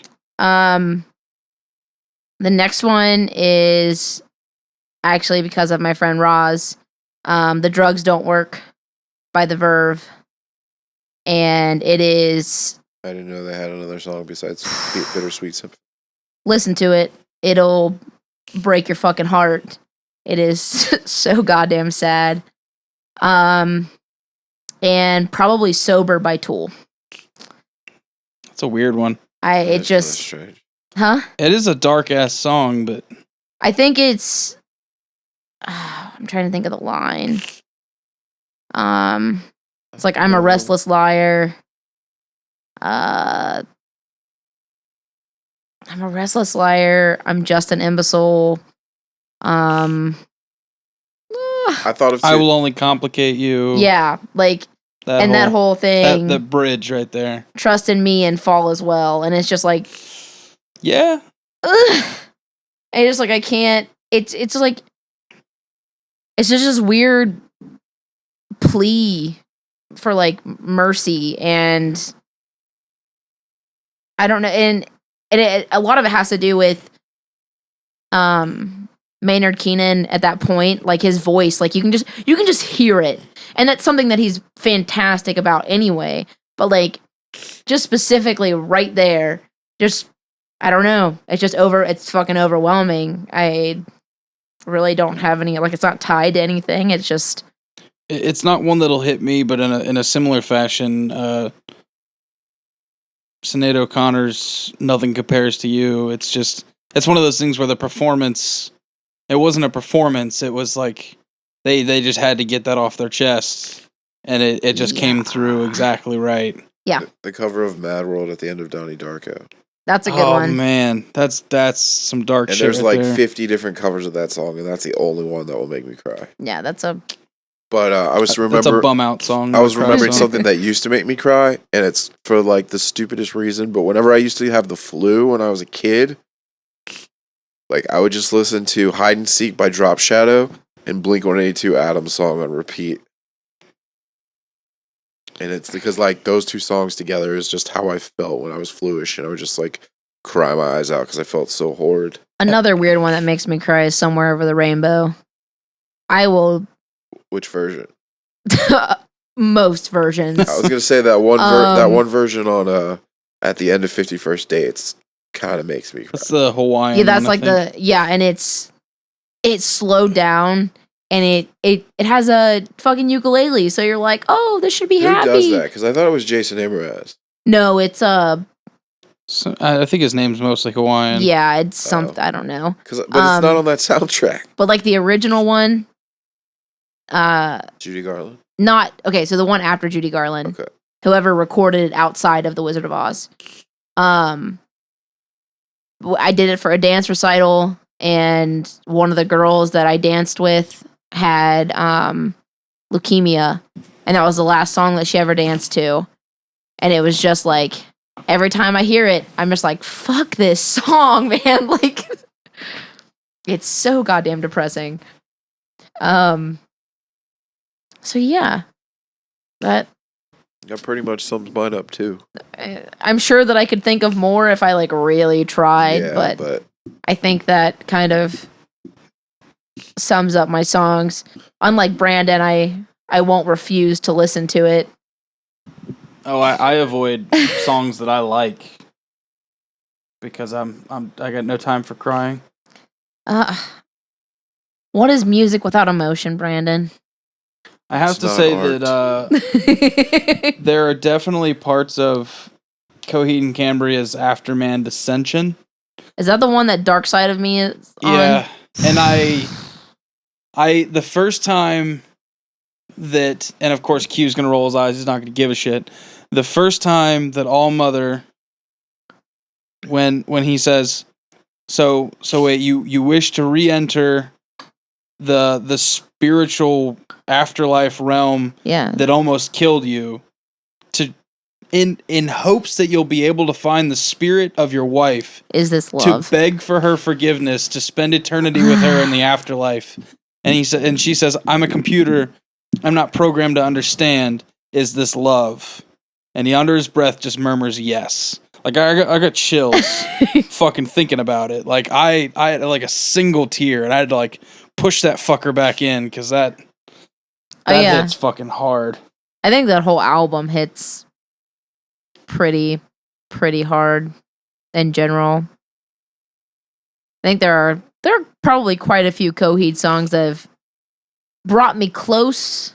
Wake Up will hit you hard on the wrong day. Brought me close, but I don't think I've ever cried. I've cried being angry singing one of them. What was that? I don't remember what it's called. You're selling out to be in Hard Sell? Yeah.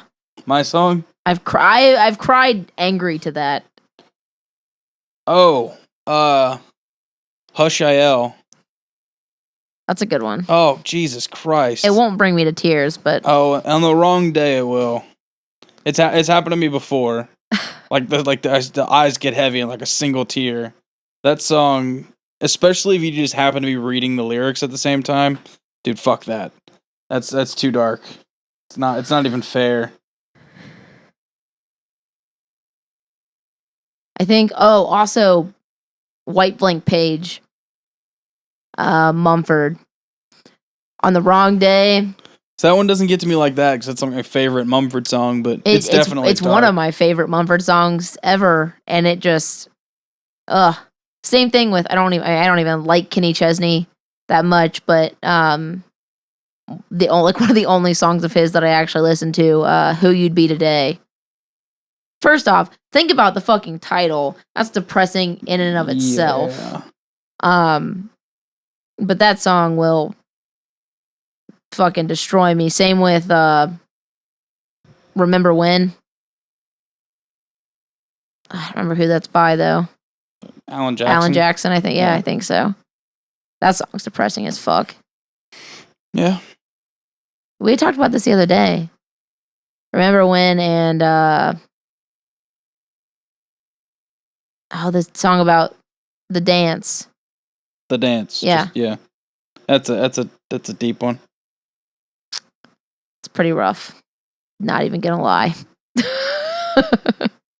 I'll admit that I have cried to country songs. Oh yeah. Never into a beer though. There's a tear in my beer, and it's enough of that shit. Q's smoking again, so I thought he went to the bathroom. nah. Oh. He'll be back in like 20 seconds, I'm sure. He's probably been smoking the same cigarette this whole time. Probably. Just like 3-4 drags and then just puts it out. Sets it aside. I find half-smoked cigarettes on my porch all the time. So are there any songs that make you overly happy? Happy, not excited. Just play like straight fucking happy. Um, Like if there's one song when you're like, God damn it, I need some happiness in my life right now, right at this second. One song. Build Me Up Buttercup. Build Me Up Buttercup. Build Me Up Motherfucking Buttercup. Wake Me Up Before You Go by Wham. That's good. That's the pickup song? Wake me up. You're in a shit mood and that's what you need? It's It's the old, I mean, like, I don't know. Like, I mean, like, obviously, yeah, because, I mean, like, anything else I listen to is angry. That's a valid point. Yeah. Well, same with you, really. Is Yep. You only listen to pretty much angry music. Angry music, ska music, and Owl City. That's Every much New it. Day, even though it makes me cry by 5 Iron Frenzy, it also lifts me up in a crying sort of way. That's weird. Well, it's okay. So, like, obviously, speaking to two atheists, but like, 5 Iron Frenzy is a Christian ska band, and like, there's a line at the end of that song, and it just kicks in on a melody, and it's just like, "Only you, Lord, can make." Or it's fuck. Basically, it's only you can make every day seem so new, and it's like uplifting, but like brings tears. Oh yeah. That's pretty fair. I got another one for the hit God hards Damn it. lists. What? Go on. What? Bringing us back to the sadness, trying to end on a fucking happy note, and you always gotta just bring the fucking mood down. The last track on shit. Just what's the name of the song? I don't know. It's because it's Under Oath, so their song titles don't make any fucking sense. Oh. The last track on what? The second good album. Oh, so I don't know. The second or the last track on Lost in the Sound of Separation. Desolate Earth, the end is here.